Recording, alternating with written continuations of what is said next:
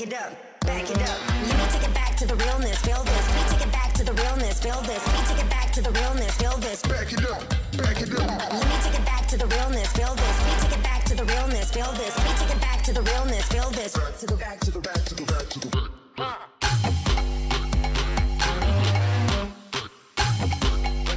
Take it back, take it back.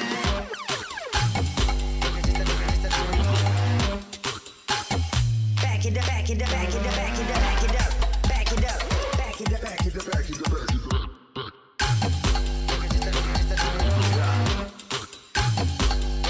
Take it back, take it back.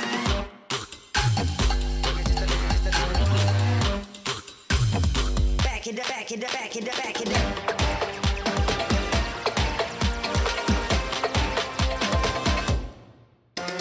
Let me take it back to the realness, feel this. Let me take it back to the realness, feel this. Let me take it back to the realness, feel this. Back it up, back it up. Let me take it back to the realness, feel this. Let me take it back to the realness, feel this. Let me take it back to the realness, feel this. Back to the back to the back to the back to the back. Welcome to the XXL Nutrition HQ. XXL Nutrition is the most popular online supplement brand in Europe.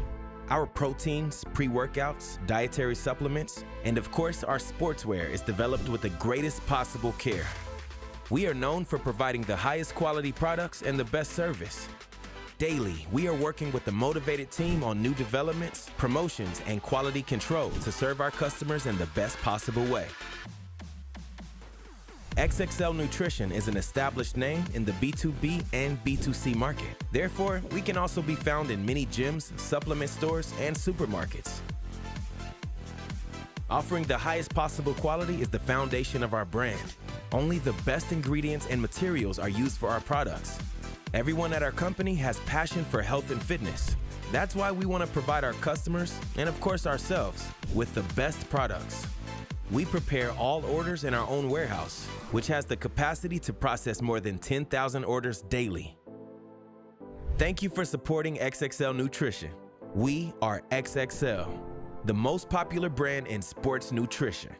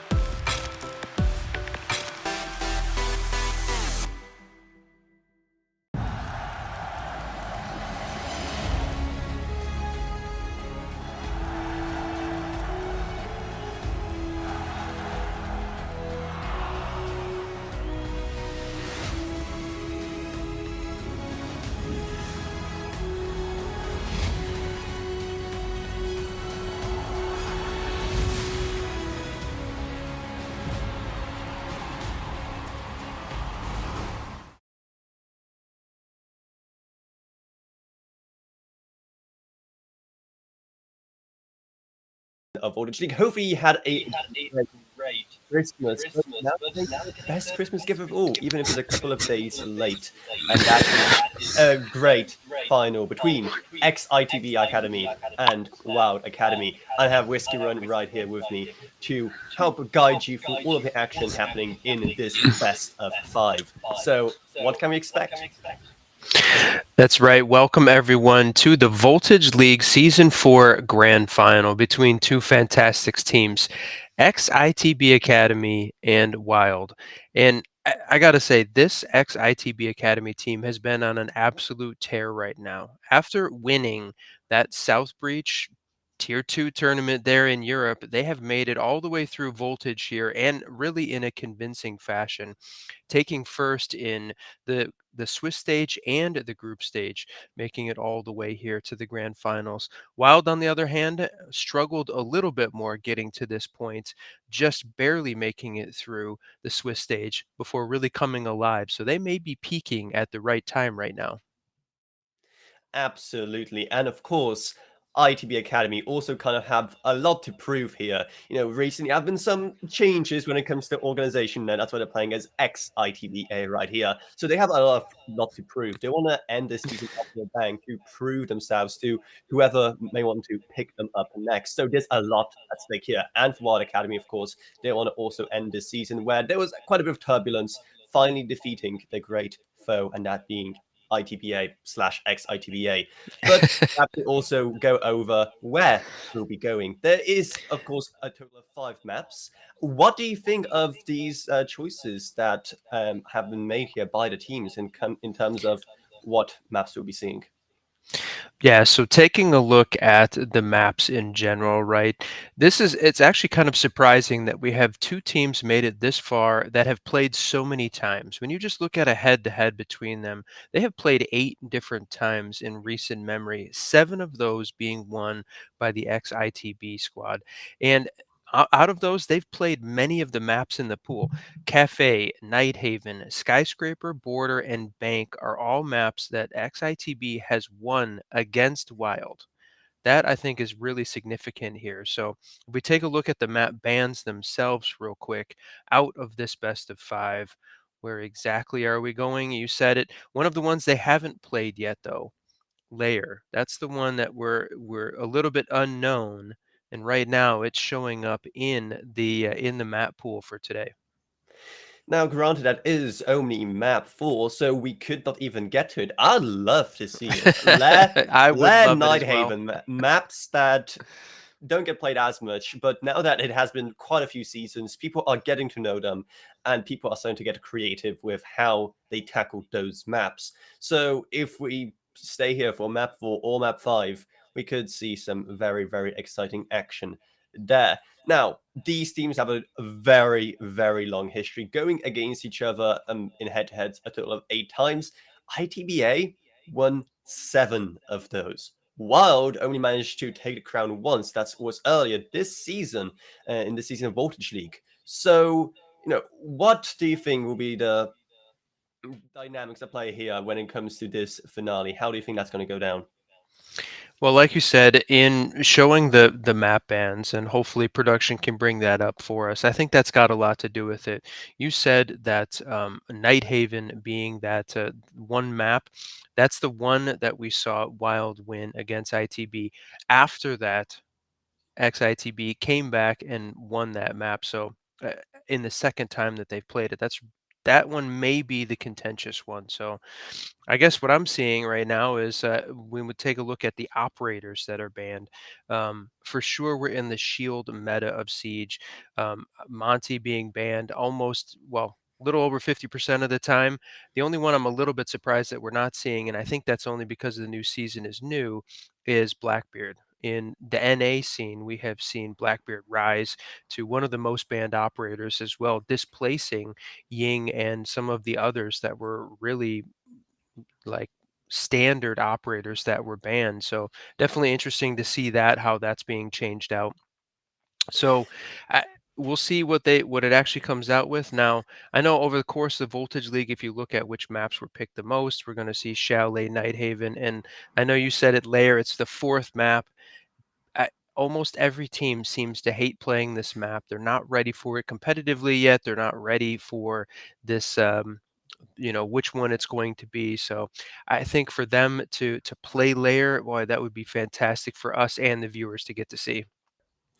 Yes, but of course, it's also the fact that we just got a brand new season. It was also Christmas where, things like scrims and general practice could be a bit disrupted as well. I'm kind of wondering how these teams could even adapt to a map they play, quite a lot less after, all of that as well. Not to mention the additional kind of other things that have been on the minds of the players of ex-ITBA as well. So there is a lot of variables at play here, mental, when it comes to preparedness, when it comes to the map choices, when it comes to the brand new meta and the brand new season, there is a lot. And of course, it all comes down to what happens in the lobby in the end. And That's right. yeah, as you can see, the 10 gladiators, as you can call them, that we'll be seeing in said lobby, standout names who all of them have, very, very promising careers ahead of them. I mean, if we see what we've been seeing last time, in last season of Voltage League, where we had players like, for example, I mean, I remember ending the last season with an interview with Frack, who's now in Wylde proper, if I recall correctly. That's So right. we can expect whoever wins this, who knows what kind of tier 1 team they will be this time next year.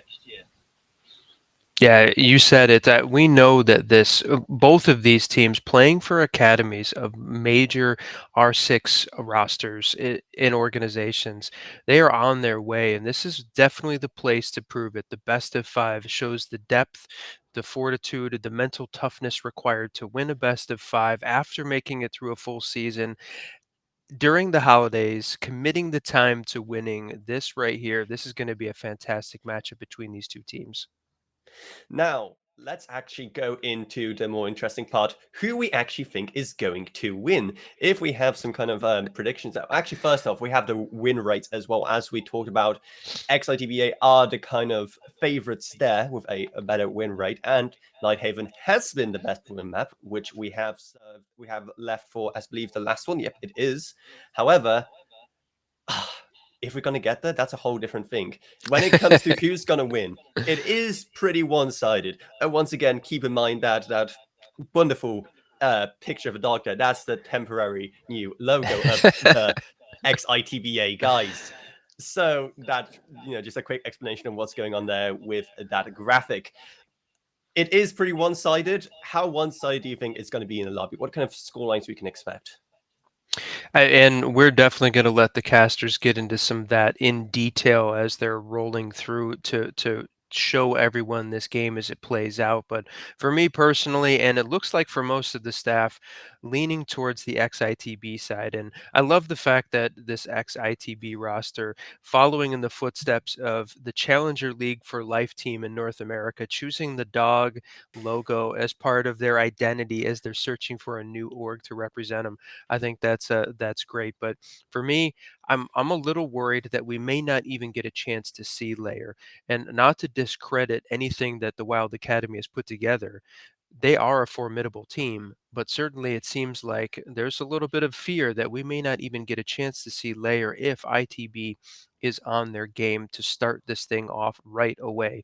We did say Wylde Academy seemed like they were peaking at the right time, dramatically improving their performance between the Swiss stage and the group stage. So this is it could be the right time, and we may go all 5 if we get there. Absolutely. Now, we can theorize until New Year's. It's not going to change the fact that it's all down to these guys. It's all down to what happens in the lobby. As that lobby is filling up, let's pass it over to our casters for some of their words of wisdom, as they'll be guiding all of you wonderful people at home through these potentially 5 maps. So, guys, take it away. Well, thank you for leading over into us. It's very, very lovely to have a very big production coming in for the grand finals once again. I've been here before. I've been around Voltage League. It's lovely to see these guys. But now over to us. It is me going to be casting the grand finals at Reprints, joined alongside with Puffo Bob, my most loveliest and most trusted duo. I wouldn't entrust anyone else with this grand final BO5. And we're going to be casting Ex-Itba once. I mean, I love this team. They had a really good run through Southbreach. So I'm excited and I'm looking forward to this. Yeah, I'm just scared that we're going to be a bit too biased towards them because we both love Academy, we both love all these players, but we're just having to see what team is going to be putting up the bigger fight, who has the bigger dog in them, as you see the logo from Ex-Itba. But yet again, I'm really interested to get into these maps, mostly because it's the question of will we get to Layer, which is going to be a catastrophe, mostly seeing as, like mentioned by the analysts, not many teams like it, and not many teams are prepped for it. So I'm just questioning myself, Reprints, how well did these teams prep for such an early, or I'd say non-played map? Well, I mean, it's a good question, but once again, we're considering a map that is going to be the 4th out of a BO5, so there is a potential we don't even get to it, and even if we do, you got to consider that there's only so many maps that you can ban out, and since these teams decided to ban the most important maps against one another, you don't want to go against your opponent's best map, not even in a BO5, not even in a BO7, let's be real. There's not really all that much space to ban the map out, so it's going to come through eventually. And since both these teams don't really play them that map this much, I think it's still going to be fairly evenly matched, and it might even be the upset potential for Wylde to, get themselves a chance to get a leg back up. Because once again, it is map 4. It'll be late into the game. In any case, if we just look at the just map bans, realistically, ITBA might be up 2-1 by that point. So this is the chance for Wylde to maybe have a breakout victory where they shouldn't. Yeah, I mean, Ex-Itba, they showed it in the South Breach qualifiers that they can definitely bring it back. And maybe we're going to be seeing that with Wylde. Maybe we won't. That's a lot of questions, you said, but we need the answers. And yet again, I'm really hoping to see what they can bring. As of course, if tradition won't be continuing, it should be a bit of a different match because Ex-Itba or ITBA in the previous matches against Wylde have won 7 out of the 8 matches they've gone against each other, which is absolutely, no pun intended, but wild. It's going to be interesting though. Going off to such distinctly different maps. You go from Chalet, the most basic of the basic when it comes to knowledge in Siege in general, and then you go to huge maps. You have Bank and Colin, the 2 biggest maps in the game, besides if we don't include some other ones. But then we have Lair, the most uncommon map, the rarest of the rare. And that's really interesting. We love some diversity. And yet again, we may be expecting a 3-0, a 3-2, a 3-1. I think everyone here watching, everyone here being in the game themselves, and of course experiencing it firsthand, wants a good matchup, a good rivalry between the two, because it's the grand finals of Voltage League Season 4, and this is the reason we're here. We are here to see the best of the best and what they can offer, maybe even get themselves a nice prize. But in the meanwhile, everyone watching at the current moment, if you're not aware yet, there is a bit of a prize for you as well. If you do have enough channel points, you can enter yourself into a beautiful giveaway for some beautiful and even more beautiful credits. So make sure to do that. Make sure to share, get some friends going in as well. And in the meanwhile, reprints, I think we're also looking to get that prize for ourselves. Yeah, definitely. I haven't redeemed it yet, but I'm definitely going to. I have enough channel points. I'm gonna get my chance at potentially winning some of that.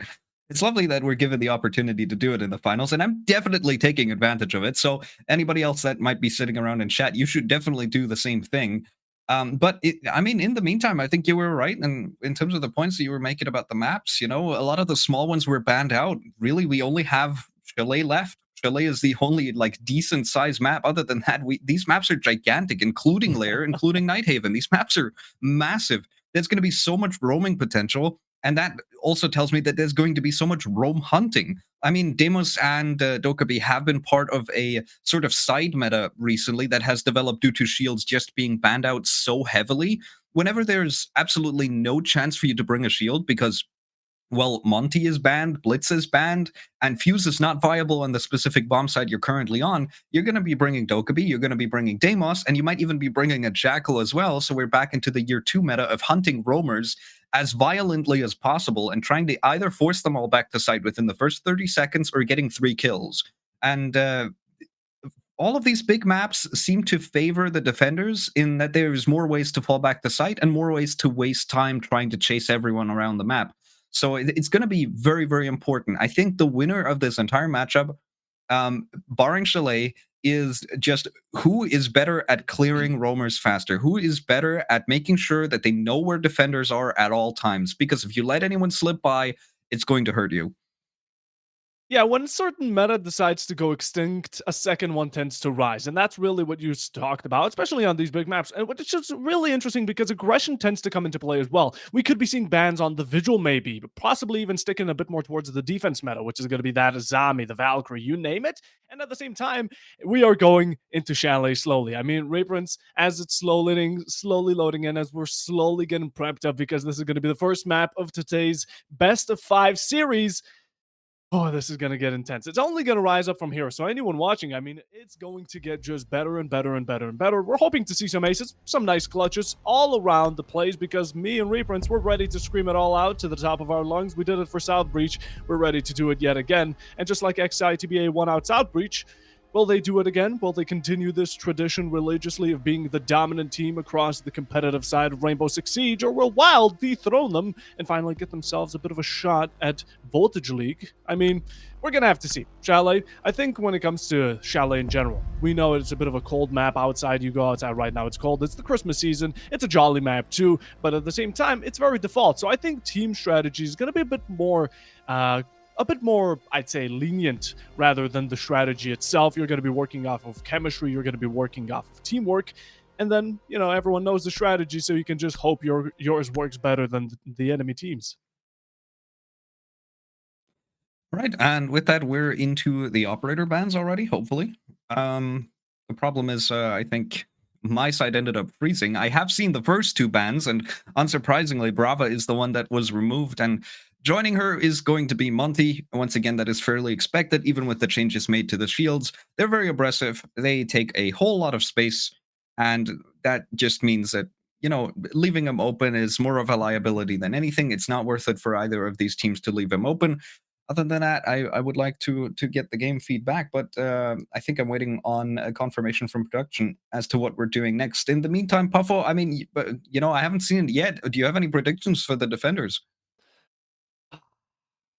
I don't want to be that basic caster that goes Azami, Valkyrie, Mira, but hear me out. I think we're going to be seeing Azami and Mira. I think those are the best two on Chalet, especially when you go towards that piano top side, maybe even Fireplace on its own. The Mira hold there is absolutely beautiful. I mean, chef's kiss. Then you go top side with Library. I mean, it all just works in her favor. So honestly, it's going to be either like specifically sided picks, more like towards the Azami, maybe even if players tend to play the Bajji a lot like Arkady or anyone aggressive on XT they may be just picking that out, but I doubt it. I think we're just leaning towards get rid of the strong ones and leave hope that we can actually pull up with what we've got.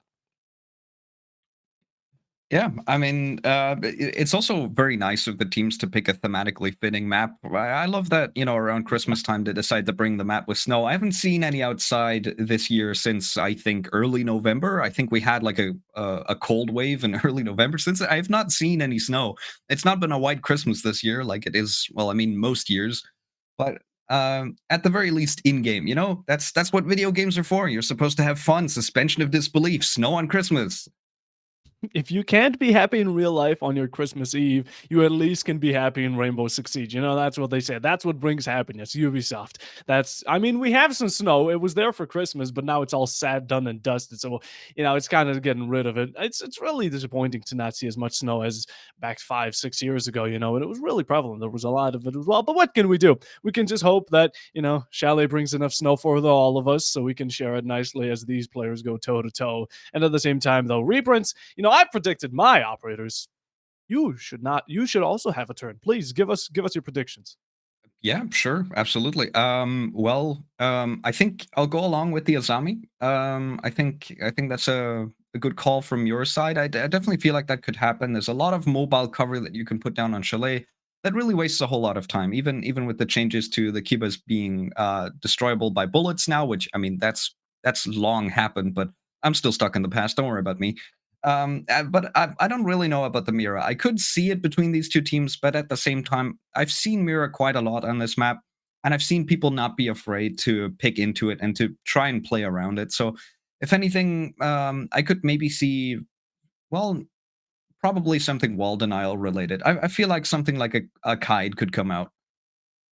Yeah, definitely. Actually, Kate, there's also a lot of hatch play you have to put into consideration. Even on top floor, even on bottom. Any floor actually can have hatch play. And the main wall, I mean, it's a main wall for a reason. It is the objective of attackers at some points to cut off so much rotation and to get themselves nice lines of sight into side itself. Maybe even the ability to plant behind that half wall on office upstairs. It has so much connections and it has so much links that honestly, yeah, I think Kate is definitely something viable. We can definitely put in consideration. Absolutely fantastic. But we're still having to see from the side of production. We're still waiting for everything to get sorted out. I am going to be asking in the background, do we possibly throw it to a break just so everything can get nicely settled? All right. Yeah, All right. we got word. Yeah. We got word. Yeah, that means we should be able to get into the game right now, and we're dropping into the middle of the action. It's just happening already. It's a 3v4. It is the execute for ITBA. They're trying to get themselves into the bomb site, and at the minute, Mats is able to find one, able to find two, and this is pretty much around for Wylde Academy. Yeah, Wow, chaos. You know, we drop into it very fastly paced, but at the same time, we drop out of it even faster. We just, it was a bit of a sneak peek, you know, a trailer for Yeah, what's yeah, about yeah. to come. You guys are just getting, this is just a bit of a rev up. There's nothing more than it, shall I? You know, it's happening in the background, but right now we're just putting you a bit on edge. That's about it. Now everything's still getting worked out in the background. We're still having to delay it for a second, but as you saw, I mean, both teams are there. They're playing. They're ready. They're already having kills. Wylde is definitely having a favorable round very early on. And at the same time, I mean, it could be a prediction. It could be a bit of a future telling as to how it's going to continue on, as long as ITBA don't change it. But for now, we can't make any analyzations, as you're only seeing us and you're going to be seeing us for some time extra. Well, I mean, we can throw it to a break here, but I think, yeah, I think we'll just do that. Puffo, as soon as we have the feed sorted out, we'll get right back into the action. But for now, stay tuned. Don't go anywhere. We have the game going on right now, so as soon as we fix the feed, we'll be right back with the action.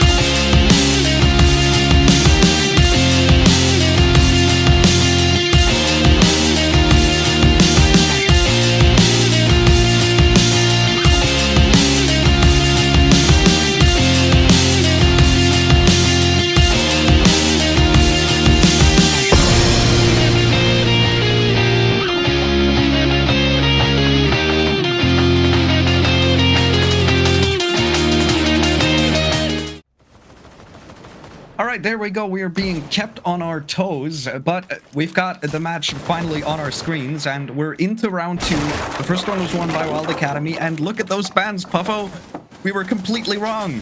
Oh my god, what is this? A Monty? I get Monty, I get Brava, kind of Valkyrie, but Maestro, what did the poor Italian do? And what did Evan do? Raiden, he's raining hellfire upon the Wylde side, because right now they won a round, but Ex-Itba aren't going to be letting it slide for just a second. 4 players alive versus 2. It's a bit of a repetition, just the swap of roles on the who's going to be on the receiving end here for round number 2. We still have a minute 30 on the clock. A lot of Mira and also Boss G and Azami. All 3 characters we predicted would be kind of these power moves from the side of defense are on the play right now, and even though they're on the play, they don't seem to be in the amongst the living.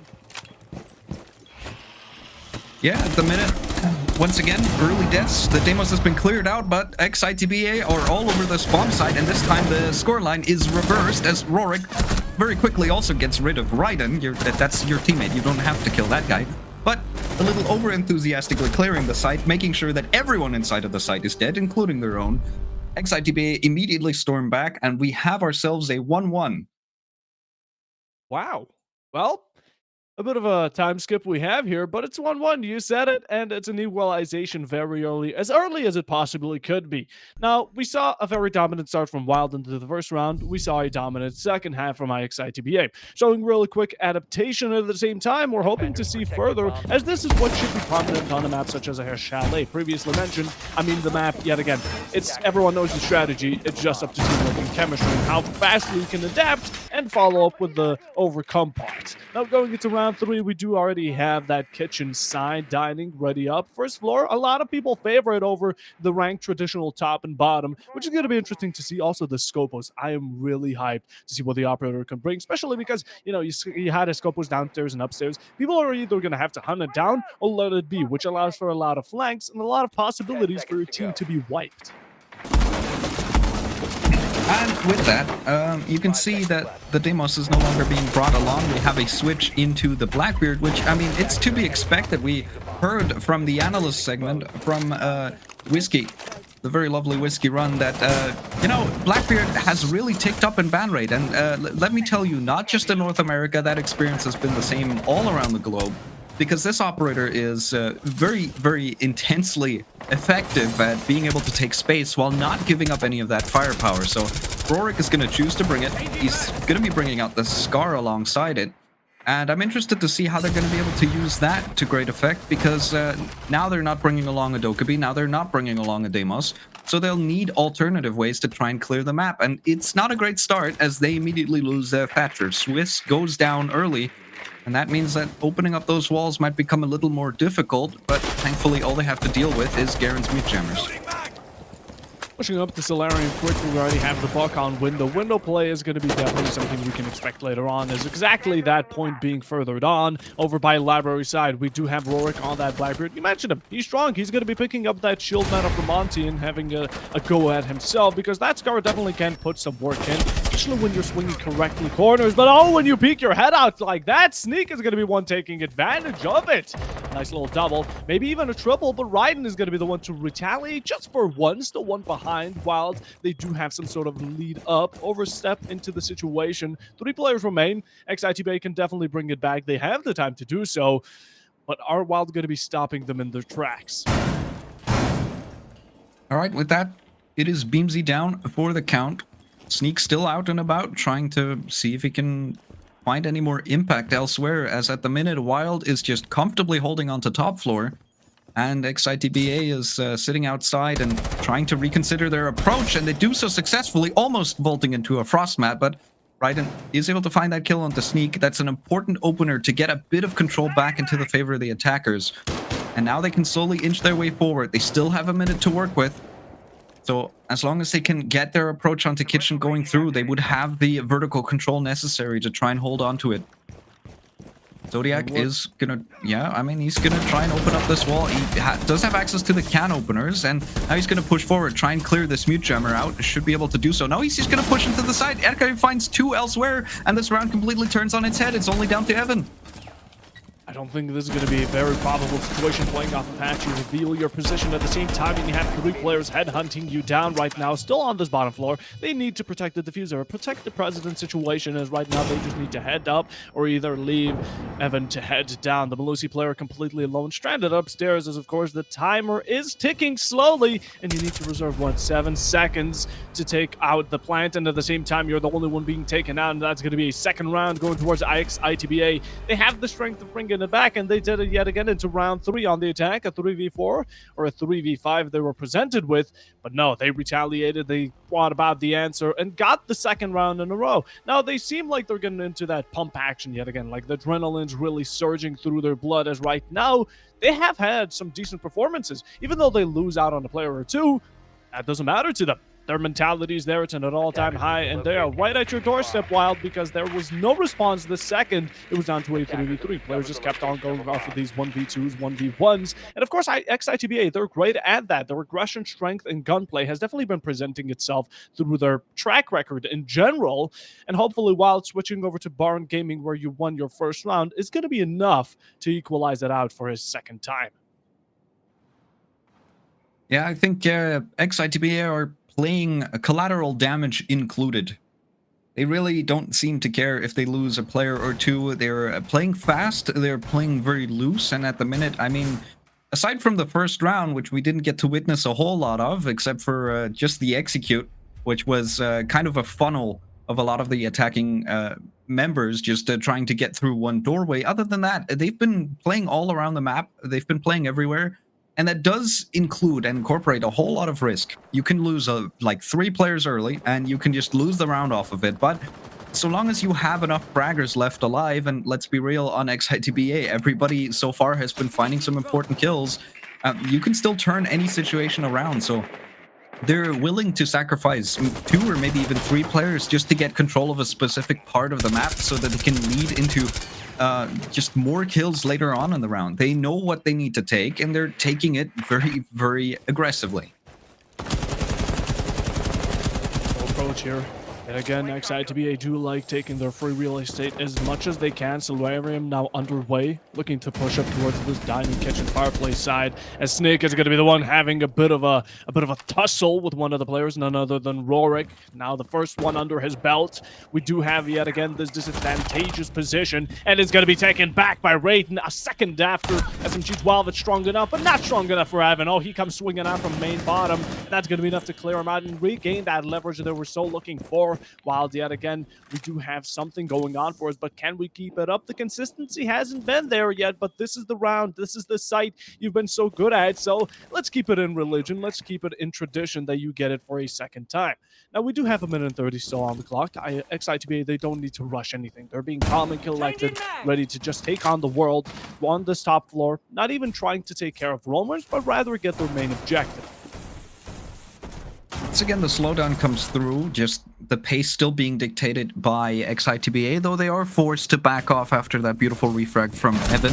It's important to get these refrags, but Zodiac just swings into a shield and kills Sneak. He does not care. Evan's able to find a kill onto Swiss elsewhere, but this is top floor control. This is complete control of Blue and Library now in the hands of ITBA, and they might only be down to Zodiac and Erker, but they have the control that they need. And once again, this is the situation that they love playing. They don't care how many players they are down. So long as they have control of the right parts of the map, they can definitely make this work. The problem now is Evan, but Zodiac is one step ahead. They already know that there might be a roamer out and about. And now they know exactly where Evan is thanks to that Deimos scam. Ex-Itba still on a bit of a budget. Zodiac very low HP, but not afraid to take these death marks into account. Verticality established, but is that going to be enough to clear out whatever remains of Wylde Academy as 20 seconds are ticking us down? We still need to get that plant, and one player going down is going to be one thing that you just can't prevent, as C4 from below, enough explosive to take him out. Oh, so low HP on Garen, but that's simply not enough time, not enough comfortability, nor information to take out the remaining two. You have so little time, you drop down, but shortly after, Garen's going to be taking a swing at you from the rotation that he escaped off of. In the end, though, it's going to be a second round going to Wylde Academy, and with it, I mean, they've gotten themselves very nicely on that pedestal, not falling behind too much, as the second, I believe, one of these teams is going to be getting that 2-round lead. It's the danger zone we start heading into, because yet again, we're also closing in on the final 2 rounds of the first half, as Ex-Itba, right now, they could get a 3-3 on the attack, head over towards the defense, be a lot more comfortable. Maybe even a 4-2 would be really ideal, seeing as how they managed to work themselves to the bone on any site that wasn't Baron Gaming. Wylde on the other side, let's switch it up a bit. We're going to this downstairs. We don't see much breach denial, which is personally quite concerning to me, Reprints. Yeah, I mean, they weren't bringing this along the previous time as well. All they had last time was a mute. They were able to pick off the Thatcher early, and they couldn't capitalize off of it at all. I feel like the operator lineup here for Wylde is struggling a little. They're bringing a lot of firepower, and they're bringing a lot of map control with Evan and that mirror window potentially being used, you know, outside of the site itself.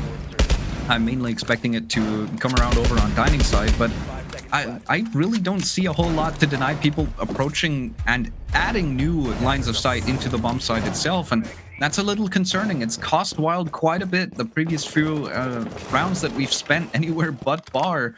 And at the minute, I mean, you said 4-2 would be more comfortable. That's the way it's looking at the minute. Unless Wylde change up something that they're doing, because ITBA, they're currently being favored just by the defender lineup alone, and it looks like it's going to be a fast execute. Zodiac is just going to get right into the building. A lot of EMP, or smokes rather, coming out. First kill goes to Garen. Mats finds a second as well. The approach gets halted, but this Blitz is still in an uncomfortable position, but Garen just takes him out as well. No problem whatsoever. It is a complete miscalculation by Ex-Itba, and they immediately lose 3 players, and that is their execute, and all of their smoke grenades fading to show that everyone on Wylde is still alive. Holding my head in shame. Ex-Itba, why? Why would you decide to go for it? Up until now, it was going completely fine. There was nothing wrong with their strategy. They were good at comebacks. A bit more of improvement on the starter of the round, not getting picked off, specifically with that Thatcher, as you mentioned. But in the end, I mean, why go for the rush? You see that they have that Fenrir, they have the Azami, they have the Mira. They play into that, and with it, Wylde Academy have been flushing you down the drain. One more player remains, and Akari, with such low HP, isn't going to be denying that flawless for Wylde. The third round in, and now it could be Wylde with that first purposeful 3-2, 4-2 position going into the second half, possibly even getting themselves a nice cushion going into the attack. Whatever it may be, I just don't get it. Ex-Itba, I get you trying to catch your players off guard. I see the opening that you have, besides the fact that they're not playing a K, they're not playing into the Bandit, the Mute, whatever. The breach is open. Okay, we get it. But their entire composition works off of gadgets and killing you. So going with that blitz, it kind of makes sense because, you know, you protect yourself and your team a bit. But walking into a full Fenrir blinded and not having any information, no clue about the whereabouts, also C4s flying left, right, and center while you getting shot down because you can't even counterattack due to having absolutely zero vision, there's not much of a strategy there. Just a bit more of scouting from Ex-Itba would be preferable, seeing as, you know, gadgets do tend to play in gunfights a lot, especially on that main site. Well, I said this was going to be a 4-2 half, barring Wylde just changing up their game in some way, but ultimately it ended up being ITBA that changed up the game and ended up throwing it away for themselves. And now Wylde have adapted, and immediately you can see they've shifted over to a Kaid and a Tuberau combo, now over on Kitchen and Dining. So I'm loving to see a lot more wall denial being brought out this time around. And this might be able to stall ITBA in new ways and in a different way that they're not really used to, which is not with guns, but more so with utility itself. Because Wylde have not really been doing that these first couple of rounds, but now in the first, or rather in the last round of the first half, they finally do start bringing it out, and this might be the sort of pocket round that Wylde need to win this first half decisively, get themselves onto that 4-2 split, and then move on to the attack comfortably. Ex-Itba's magnum opus here is normally just the fact that they play a bit more safe. They play back and let Wylde run into their guns, because Wylde, we see the aggression they're bringing. We already saw Sneak running out onto Flug balcony, and at the same time, Ex-Itba, someone who would have been holding that, and it could have been an easy pick. That's how they get these comeback situations, because Wylde are too aggressive. Now, bringing that aggression onto yourselves, not much of a reason, but Ex-Itba, I guess, testing isn't going to be the worst. And at such an early phase of the game, especially the best of 5 series, it's, you know, reasonable, acceptable, and definitely could be bringing it back, as Swish is going to be starting us off. Normally, Wylde is the one to give us the head start, a bit of a kickoff onto these kills, but no, Ex-Itba switching it up just for a second as you lose out on their Izami, which is going to be quite a huge pick. Not on the frags, Sneak hasn't been doing the best, but it doesn't matter because those Kiba barriers are oh so threatening, and meanwhile, Drone War coming through, hoping he wouldn't get spotted, but no luck in that. It was more so the vain hope of staying in a position for probably about a minute undetected, but with the drone spotting him out, he just immediately moved. There's nobody to capitalize on that information, so it's a drone lost regardless of the situation. At the very least, they do roughly know that Kaid is somewhere around this part of the map. And here comes the vault in. Mats immediately catches Zodiac. Not going to allow that to happen. Boomsy's able to find Swiss as well. And now immediately the man advantage gets turned on its head. Ex-Itba try to move in. Ryan gets cut down as well. Rorik is finally able to find a trade. And Erkari is able to find the second onto Mats. And there we go. Once again, with no regard for casualties on their own team, they're able to take top floor control. And they're able to establish themselves. But now they've got 40 seconds. They've recovered the diffuser. And they need to try and get an execute onto the site going. The problem is, Evan and Garen could be literally anywhere right now, and ITBA don't really have the information to try and gather at this point in time. Sacrificial play here from Ex-Itba as they just lose 2 players. I'll get him back. It's fine. He will die. It's Rainbow Six Siege. Meanwhile, though, we are left down to this 2v2. And again, the equal man count, but not for long. As much as Rorik has to say about it, that's going to be the plan down. Erkari still holding him nice and tight. Smokes are there. Miro won't be seeing through them, and no C4 on hand to prevent it. Indirectly going to be having to swing and peek out with your head, but that's going to be the blunder. Erkari punishes off of it, and the final kill, making also an equalization in the first half for Ex-Itba as they go 3-3 in the first 6 rounds. And swapping roles is where the question comes in, as while the Academy, we've seen them be very aggressive. That tends to complement attack, majorly because of the guns that are brought alongside with it. Ex-Itba on the defense, though, it's really going to be working fine because normally the attackers have to push the defenders, and that was the case on the first half. What's it going to be in the second, though? It's only up for wonders to tell, and of course, I don't think anyone's going to be taking much of a lead. I'm expecting full overtime here without a doubt. Well, I mean, the half seems to indicate that because, you know, usually the halves have a similar sort of structure, and the one to break through it is the one to decisively win the map. But with 3-3, there's not really much to break through. There's not really much to change. So if this continues the same way that it did in the first 6, then yeah, we're definitely looking at overtime. And we might be looking at a few more overtimes because, once again, this is a BO5. There's a potential for a whole lot of maps for us to go through. And this one, Chalet, the very first one, it's just to set the theme of you know, being in the Christmas spirit and then going over to New Year, because once again, this is the one snowy map. But after this, you know, this is the outlier. Every single other map is going to be very, very big, and it's going to play quite different to Chalet. And you got to consider, Chalet is not even a small map. It's just in comparison to all the other maps we're going to play up next, Chalet is pretty tiny. Yeah, it's about as simple as it gets. Chalet's a little itsy-bitsy map compared to what we're going to be following up into map 2, 3, 4. And even 5, Nighthaven tends to also be quite a lot larger on that aspect. Definitely a lot wider, if some could say. Now, first half has been finished. This is the first round into that second. Now we're looking to see what changes are brought about with the roles reversing on that vice versa, some could say. Early damage, just as I speak of it, though, Raiden is going to be the first one to have a couple drops of blood.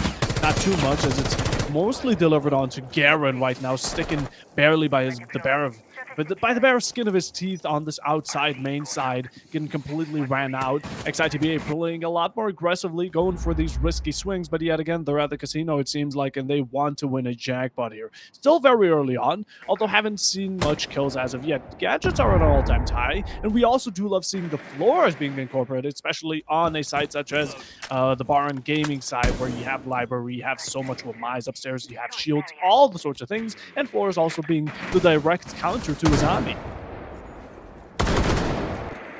All right, well, not a whole lot happening here other than Garen taking a bit of damage. It's no early engagements coming through at the minute. ITBA is stalling out the Wylde Academy roster, but now the first kill finally comes in, but it immediately goes traded, and not at a 1-for-1, but at a 1-for-2 ratio.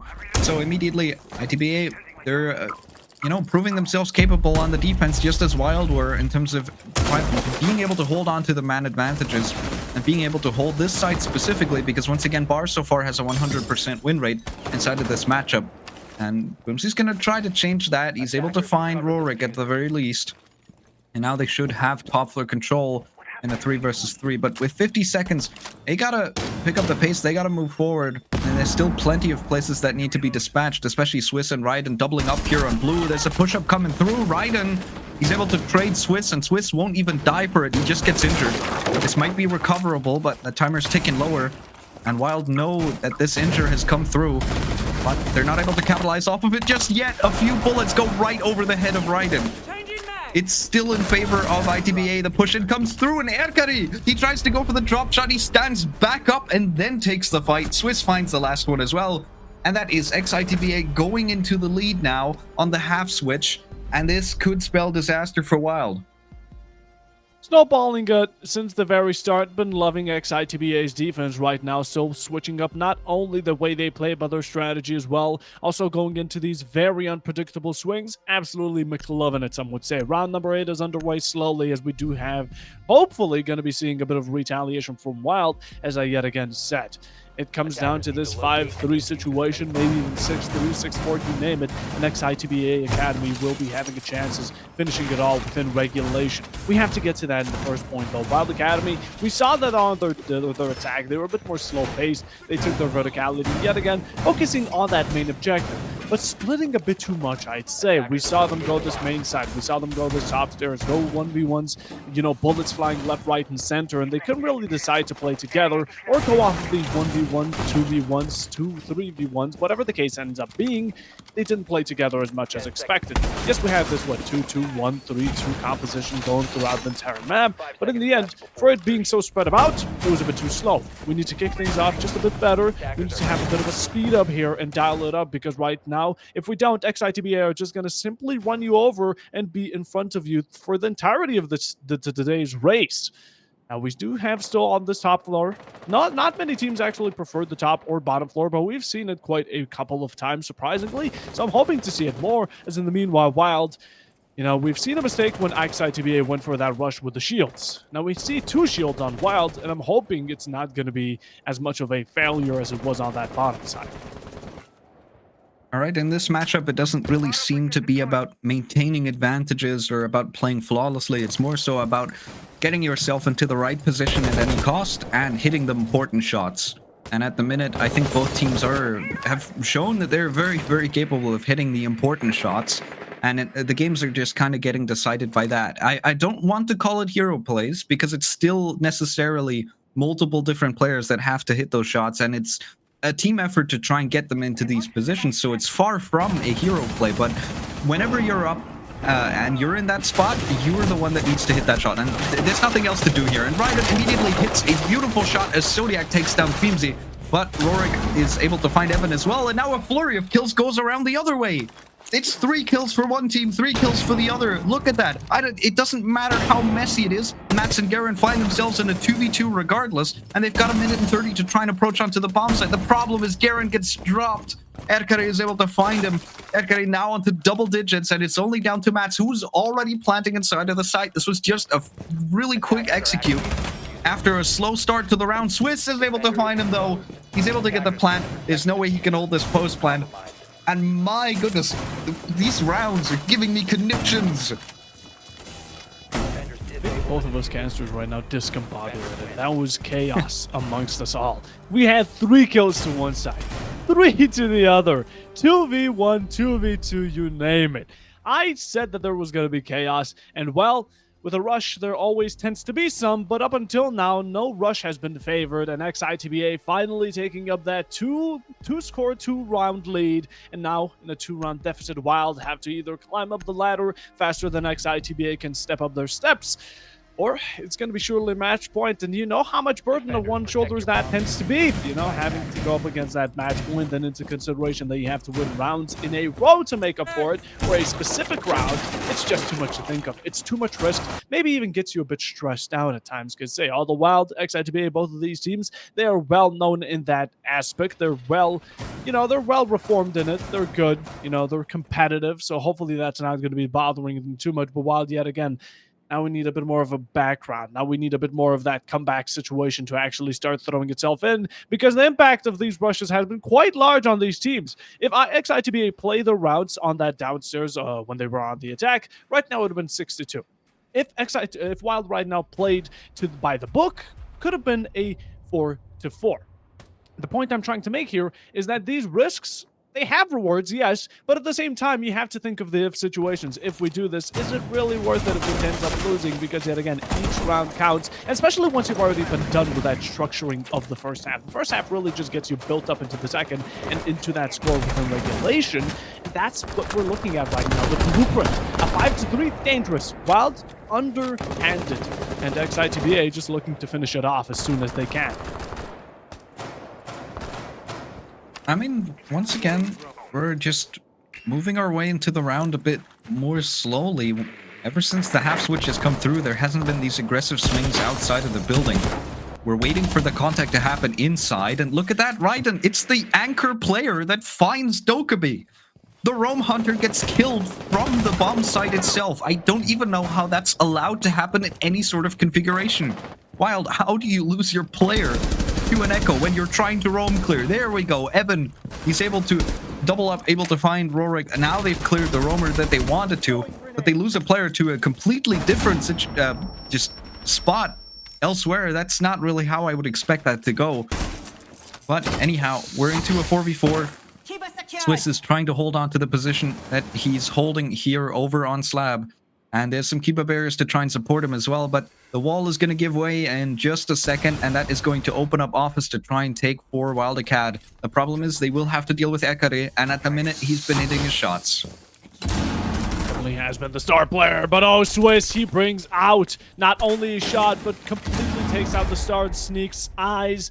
A nice little lead yet again for Ex-Itba. They started off with it, and they look to continue. HP now looking good on Garen nor Swiss. He came out for that swing, but gadgets are what matter. Oh, Curry, what a swing onto main. This could be that match point possibility, as you have 2 more players to claim, and with the 1-minute mark they have remaining, they're going to have no response for it. It's a bit of a retaliation, 1-for-1 deal, as 1 minute remains, and Garen with the HP you're looking for. 1 Swiss of air, 1 little bullet, 1 gadget, you name it. That flash could be thrown at you, and it's going to be more enough to claim out your soul and finish off the round number 9 to be exact. We do have a 1v3, and it's not impossible, but yet again, the chances are so low, we might as well consider it. Swinging out right now, these players have absolutely no clue. Walking in blind to the Fenrir catches is yet again going to be the bearer of bad news for these final players of Wylde Academy. You have to watch the verticality, as it's going to be none other than that beautiful I mean, beautiful working from below, named Zodiac to finish the final blow. And Wylde Academy, a bit late, but we actually have a tactical timeout. All right, I'm not a big fan of tactical timeouts coming out on match point. Usually you want to trigger it a little earlier. I think 2 rounds in a row for ITBA or ex-ITBA over on that half switch did give them 3 in a row. I think at that point you take the timeout. You should have taken it on 5-3. Now 6-3. Yeah, you can slow down the advance, but I mean, you got to play mistake-free now. Wylde, you know, this doesn't really favor the playstyle that both of these teams have been bringing so far. ITBA at the minute is undefeated on the defensive side. They've completed a full rotation. They've completely changed up what it means. And this just shows, you know, the starting side does matter a whole lot because Wylde were given the chance to start out hot. But the moment ex-ITBA get onto their map, which is the first pick, and they're able to get onto the preferable side, which is the defensive side, they're showing that they're much, much better at this map so far. So Wylde, once again, they're now the ones that have the ball in their court. They're the ones that really have to think about how they play the game. They need to change something. Otherwise, we're very quickly going to move into map 2. And for the minute, I feel like that is somewhat negligible. I feel like that might be allowed. We're still in a BO5. This is the map for ITBA to win. And let's be real, if ex-ITBA struggle here, I would be worried for the remainder of the series. Definitely. They put themselves into the production side of a home team. You know, everyone's been voting for them. The majority has been favoring ex-ITBA. So this going into their first half, you know, completely fine. The second half also looking very strong as they basically already confirmed out overtime for themselves if all does go wrong and right for Wylde Academy. Although, yet again, I'm scared how this is going to be looking for Wylde Academy. Normally, I'd expect ex-ITBA with their track record to have a bit of a warm-up into the following maps. Like this just being a bit of a, you know, get warmed up, get ready, and then start actually putting in work. But no, since the very beginning, they've been putting up an effort, and maybe, just maybe, that's going to be continuing on into the second map. But we have to get there first, and it could be quite early on that we actually see map number 2, and switching off the atmosphere so quickly. We have this smaller map, Chalet, really run-of-the-mill, right over to, I believe, is going to be Bank following. Absolutely. Such a huge map, completely different play styles, aggression even bigger, and more chances for people to swing out. Is going to be possibly giving Wylde a shot at a second retaliation. We're going to have to see it come through, though, as a possible second rush could be attempted, but Wylde right now sitting outside of the library window and just waiting for the chance to strike. Well, I do believe Rorik got cleared out of his position over in that corner of the library. Does get forced back to site. He loses about half of his health for it. Nobody there on the defensive side in the lineup to try and recover that, so that's just what he has to play with for the remainder of the round. Evan has taken a decent chunk of damage as well in the meantime, though. And so that means we've got a Blackbeard and a Blitz potentially stacking up to push over onto top floor together.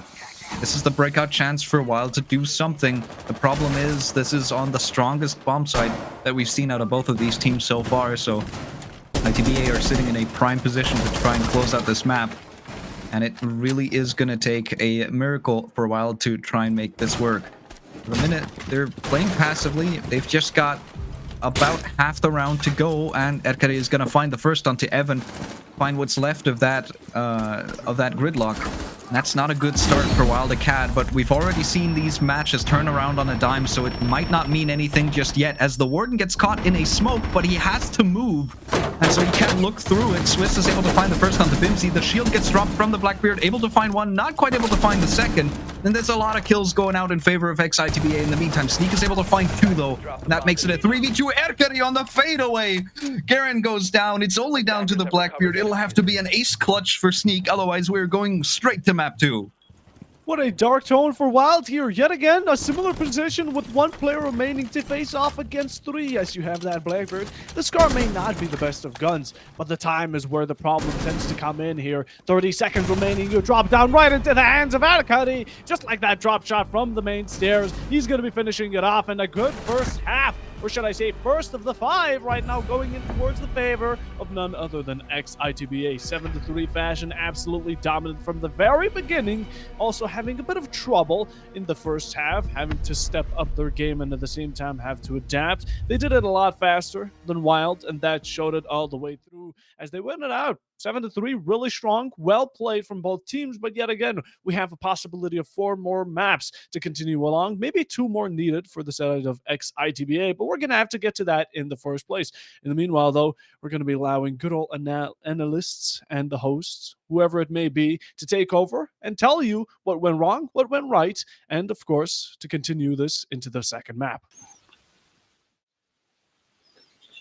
Okay, and we are back. So map number 1, Chalet, has been done and dusted in probably a few less rounds than we expected. Granted, we all knew that Ex-Itba would be dominant here, so I think we all expected maybe a round or 2 more than Wylde. At least that's kind of my reading of that map, correct? Certainly after the first half of that map, right? The 3-3 half, Wylde was much more engaged in playing this out. I thought for sure we were going to see them come alive a little bit more, but Ex-Itba absolutely shut them down on the defensive half, going perfect. 5 in a row there to end it off. Ikari going 14 kills, crazy on that map. Wylde had a lot of opening picks to start off, and I know Puffo said this, that they were sort of slow to execute and then taking a few too many risks, and I think that's really what shut them down as this map rolled on. Was Ex-Itba just played more consistently, played better, and closed out the rounds when they needed to. I mean, back in the first half, we were talking about how it could go into overtime, but in the end, the second half had a completely different feel to the first. It was just a completely different game. So now that we have a bit of a break, what do you think are the main things Wylde should probably talk about when they prepare for map number 2, which will be Bank? So good about Bank is that I know we talked about it in the pre-show, is that these two teams have played against each other on Bank at least once previously. That was a map that Ex-Itba did win. The advantage that Wylde has is at least now they're coming into that knowing sort of how Ex-Itba is going to approach the map. Certainly some VOD review, some refresh going on based on how that one went. So this is a Wylde Academy pick, so we know that they wanted to go to Bank and take the battle here as the first map that they chose in the best of 5. So I feel like they're coming in very well prepared for this map. The question is, are they going to be the team that was peaking, or are they going to be the team that was struggling that we saw in Chalet? We have to wait and see. The teams are probably very deep into the discussions right now about how they want to tackle the second map. But of course, we got to give all of you people at home a break as well. So we'll be back in a couple of minutes with map number 2.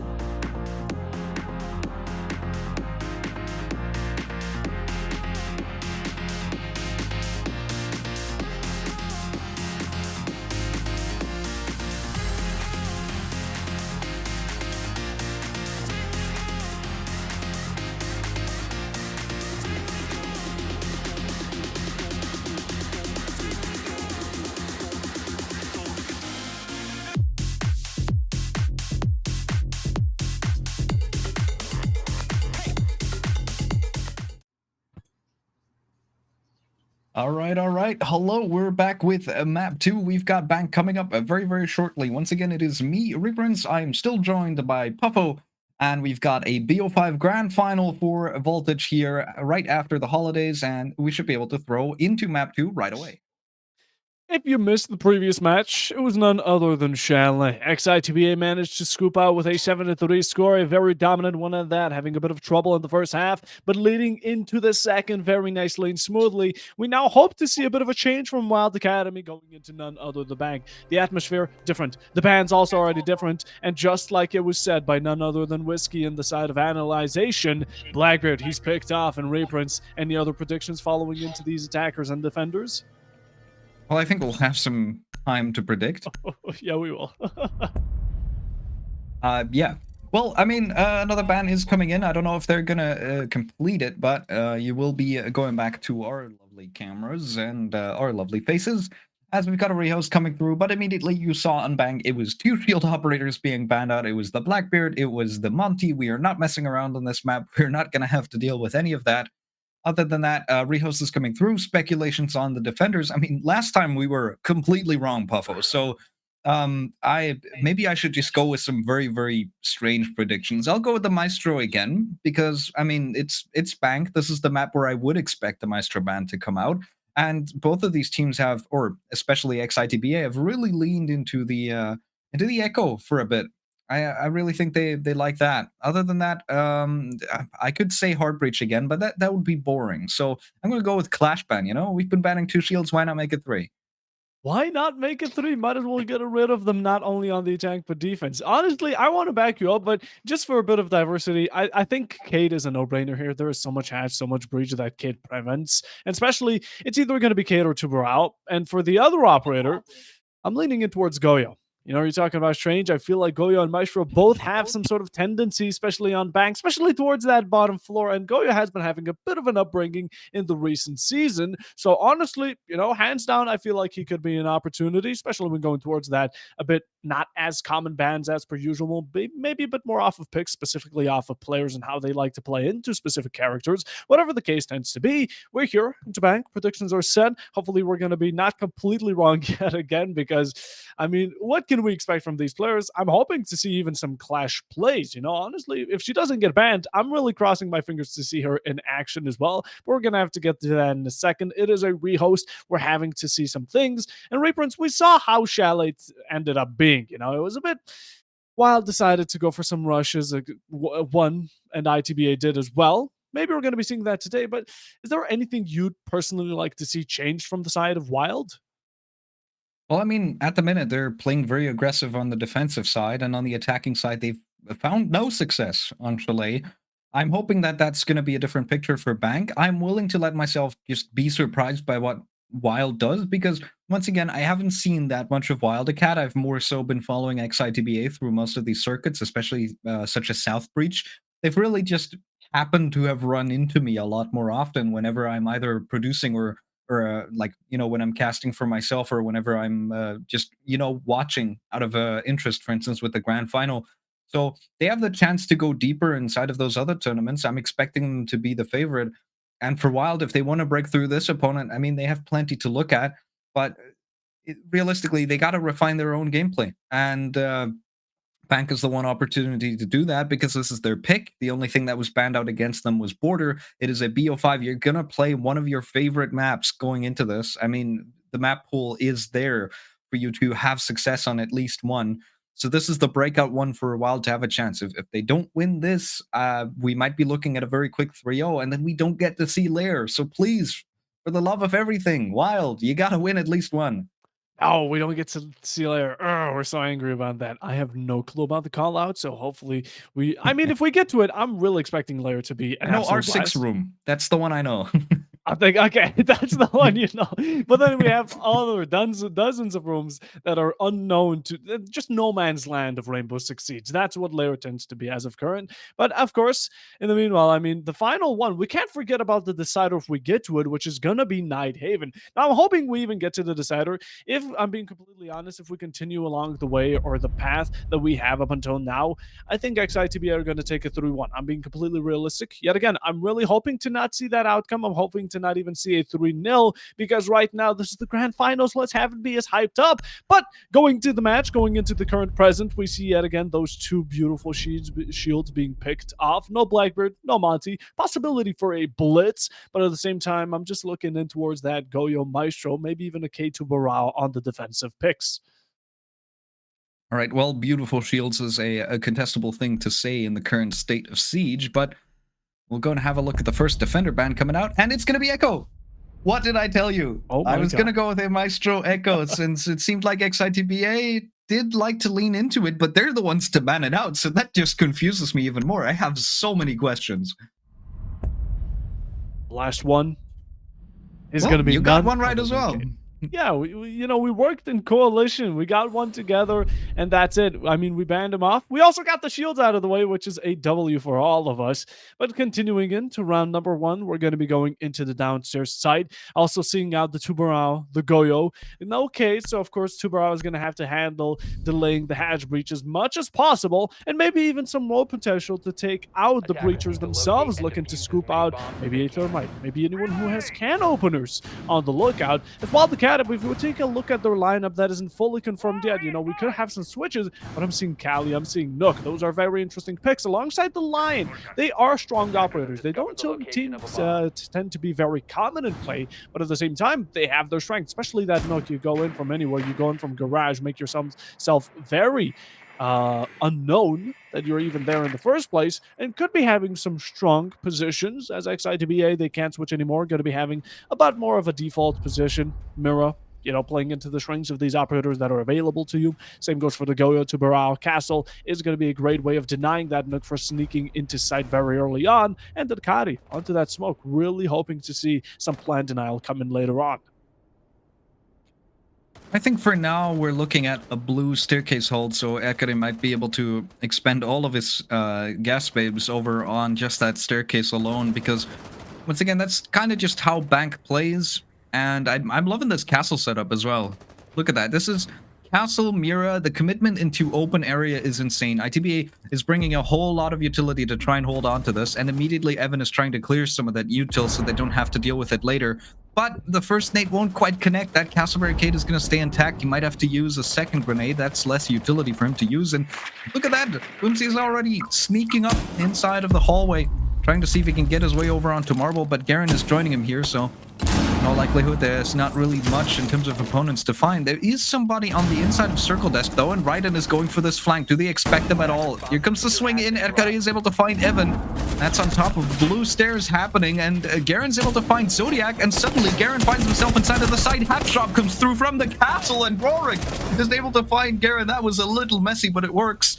Raiden finds Sneak as well, and now Mats takes down Erkari finally, but with the Nook inside of the site, there's still 3 players to try and go through, and Mats is not in any position to help Boomsy, who is already running out of ammo. Oh, what is happening? How do these situations even come to fruition? Bebsy finds out Rorik, but soonly after, Bebsy's on the floor, almost 6 foot under, not officially just yet. Diffuser picks up and is going to be Mats going for a bit of a rotation towards this opposite side. Raiden does finish what he started, and that's going to be 2v1 yet again, quickly established. And we haven't even gotten to the final minute. So much action, and what is happening? I mean, we saw Rorik, or actually Garen, running in from Garrett's side, taking out one from behind, going into sight, maybe trying to find more. So much confusion and disruption in the wavelength of not only the positions of Ex-Itba, but at the same time their chemistry was completely offset. They didn't know what to do. They were just swinging corners, hopefully finding some picks. And as we speak of it, Raiden is going to be finding himself as the last man on that kill feed into round number 1, also taking out the Buck, who's just trying to get himself a bit of a 1v1 to even the score. All right, well, once again, we're straight into what these two teams are best at, which is just messy play styles. We're not really playing this cleanly. This is like, if you want to watch clean Siege, I think you have to go elsewhere, because this is not going to happen here. This is not going to happen today. At the minute, it's just kind of how both of these teams play into it. They thrive off of this chaos, and at the minute, Ex-Itba are the ones that capitalize off of it more effectively, as they're able to shut down the execute that Wylde Cat were trying to put through within basically the first minute of the round. They try and get themselves into a bunch of different positions, but they get caught out at the wrong times, especially that hatch drop back to sight from, I believe it was Rorik. very, very important to find certain pickups, and they do. And that leaves Ex-Itba on their opponent's map pick with the first round. Now, you got to keep in mind, we did have a rehost because of the wrong starting side, so now it's correct. And ITBA do get to start on the stronger side. So they get to start on defense. This is exactly what we saw with Wylde on map 1. They got themselves to a 3-3 split, but the moment the team that picked the map gets onto the side that they want, it looks like a completely different match. And so we have to wait until, basically, I feel like unless this is a decisive like 5-1-6-0 for ITBA, you have to wait until the second half to really figure out how this map is going to go. So for now, it's just about putting up rounds early. ITBA is in a sprint against the clock. They have only 6 rounds to try and get themselves as far away from a Wylde victory as possible. So every round matters for ITBA, and for Wylde, it's just all about having enough room to get yourself started on the defensive side once you get there, right? But first, you've got to go through that part. So with that, ITBA choosing to go over to open area. Once again, the castle's being brought out. At the minute, they really seem to like bringing that out, and the roam clear has commenced. We've got players on top floor. Evan finds the first onto Swiss, and those phones are ringing out. That gives away the position of plenty of players. Garen finds Rorik from the skylight as well. Zodiac is able to find one, but so far this roam clear is going pretty well for Wylde Cat. Definitely is, and it's going to continue going so, because even though one player is lost, they're getting it back a second after flashed out, but the Blitz is going to be having no way of finding himself. It's just swinging the shield, knocking him back, but thankfully the teammates of Wylde and this poor final player is going to be enough to finish that out. Round 2, Wylde Academy taking up quickly, and yet again, it was a really hasty round. They took it up upon themselves to go into the top floor as fast as possible, and the entirety of Ex-Itba were the ones to contest it. There wasn't much side play itself. It was mostly just a play for verticality and ground on its own, as it did come to a close call. At some points we had this 4v3, 2v3, and in the end a 1v3, which didn't work or favor Ex-Itba at all. Even the poor Castle just swinging the Blitz blind, hoping that he can find one pick, maybe even a second after, to get this 1v1 running towards the delightful end. But Wylde Academy right now, I mean, we got a round back. This is good. It's following how Chalet went. But yet again, if this does tend to go about this 3-3 in the first half, I'm just hoping that it doesn't go a similar path when we go towards that second, and you know, one team just picks up the pace a lot faster than the other. Once again, that run against the clock for Ex-Itba continues.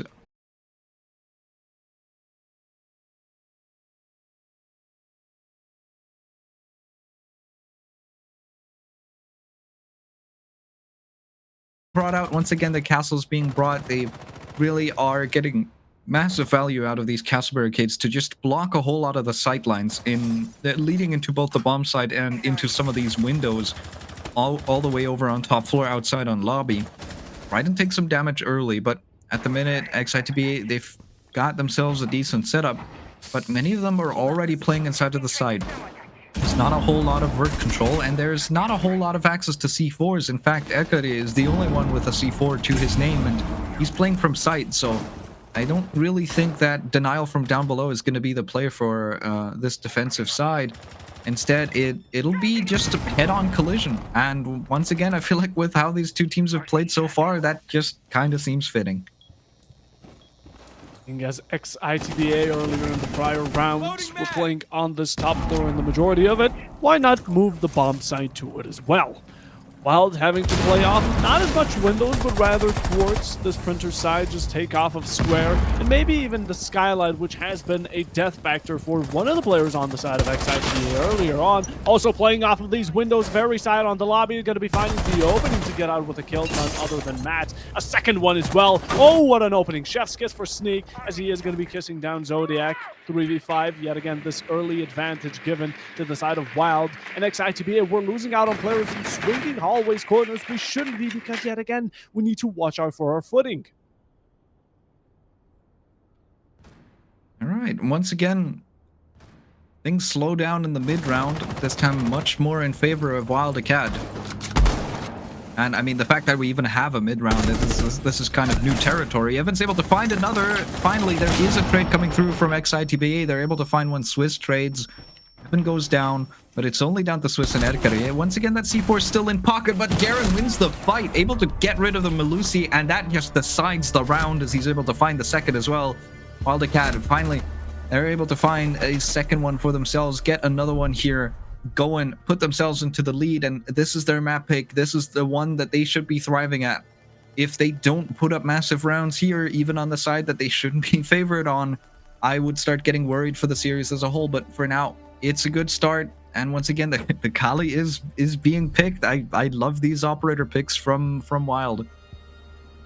It's unforeseen, you know, it's something we don't get to see a lot, which is very lovable. We do have some diversity coming up, even from the operator picks themselves, but Wylde Academy are now picking it up, which is going to be a bit of a danger zone here for Ex-Itba following off into this defensive. As you mentioned, Regrants, it's their benefit. This is where they should be reaping off of it, but they are just the only ones who are now in that deficit. Earlier on Chalet, we talk about the past because it tends to also continue on towards the present, mostly because of the fact that it was a really compact game sense. They were keeping it close, and the deficit, even if they were against it, they kept it as close as possible. At Ex-Itba, I mean, a 3-man lead on the side of Wylde, and just continuing it over and over, just having the snowball to continue over, not only rolling it, but at the same time having to turn into an avalanche, absolutely huge. And we continue, yet again, we are not seeing much of shields as they are banned. I would still love to see some blitz, but each time blitz was played on Chalet, you know, that did not go the way it was wanted. Also having some Deimos. Yet again, this is a huge map, and Deimos is really good not only for verticality, but also the rogue player, even though there isn't much roaming presence. Ex-Itba really played this shell turtle down strategy, just homing down in sight, but at the same time, it's free real estate for the entirety rest of the map for Wylde Academy to take. You can see the drones being put up everywhere around the map. They're very, very keenly aware of their flanks from down below, but at the minute, I mean, you know, Ex-Itba is not really playing into this. They're just sticking it out on bombs on the bomb site itself. Once again, they've got the Casimir set up. They've now got Raiden on the Bandit to join that lineup as well to try and keep this wall closed. And at the minute, it's all about trying to get those Flores drones in position so that Garen can potentially open up this wall, create the sightline over on what is commonly referred to as Kanto wall. Because if you can get that sightline going, this is a huge boon for the attacking side to try and pinch players and get control of stock, which is your one lifeline into the bomb site itself, unless you want to just be approaching from the windows, which can work, but it's very, very risky. Liz, patience is key. Wylde Academy have the key to unlock that door to victory. A third round, get a huge lead on. They started off with some drops of blood onto Zodiac. Yet again, Izami taking such huge amounts of damage isn't going to be great because she's going to be following up with a kill as well. Zodiac taking off yet again, getting out with the opening. Wylde Academy, great success. Also, Selma's coming out to block out Arkady from much movement. Now he's terrified. We've seen how the results of unbeknown movement, and at the same time movement that isn't too well secure, tends to work out in the favor of Ex-Itba. Yet again, the death mark coming out in their favor, and here it is, Wylde again having so much ground, working off of so much cutoff rotation that Ex-Itba just feel completely shut down, which is where that death mark, the Deimos, comes in really well, because he can distract you from below and force you to move, or either be forced to get taken out, as Arkady is going to be bringing the fight to him. In the meanwhile, though, even one was lost, a second one is bought shortly after. A drop down from Skylight. Evan, he finds one, but gets found himself. A 2v3. Ex-Itba finally bringing back the game we've been looking for. Now it's only 2 players remaining, but that's one behind Wylde, and it's 2 shortly after. Garen finds himself amongst the non-living, as of course that Vector is going to be putting him 6 foot under, but not for too long, as Mats, that's going to be the final shot, and that's going to be yet again the 2-round lead for Wylde, and this time it seems like this map is favoring them just a tiny bit more. What was that drop from Evan? I can't get over that. How does he do that? All right, well, Wylde get themselves firmly into the lead, and once again, this is the opportunity to do it. And with it slipping away from Ex-Itba, they now can go back to the basement. It unlocks for them. They could have gone back to it in the previous round as well, but they tried making top floor work a second time. And once again, it doesn't really pan out in their favor. It is just messy trades back and forth. This time, I feel like Wylde were the ones that were a lot more composed, despite losing a player, despite, you know, occasionally just being dispatched in a position that you really wanted to have control over. They don't lose their cool. They're able to just continue moving forward. They're able to continue taking the fights that matter, and ultimately they trade their way to success. This is a much better Wylde that I'm seeing on the attacking half than we saw on Chalet, so there is much improvement done here. They really feel a lot more comfortable on bank, and you can tell just by the way that they're playing. And so with that, we might be looking at a 4-2 split, but Wylde is obviously not going to want to stop at that. They could make this a 5-1 if they can somehow convert this basement, because once again, this is so far the only saving grace for Ex-Itba. They've made the basement work, and they're now going to try and do it again. You said it. Now, this is a good continuation for Wylde.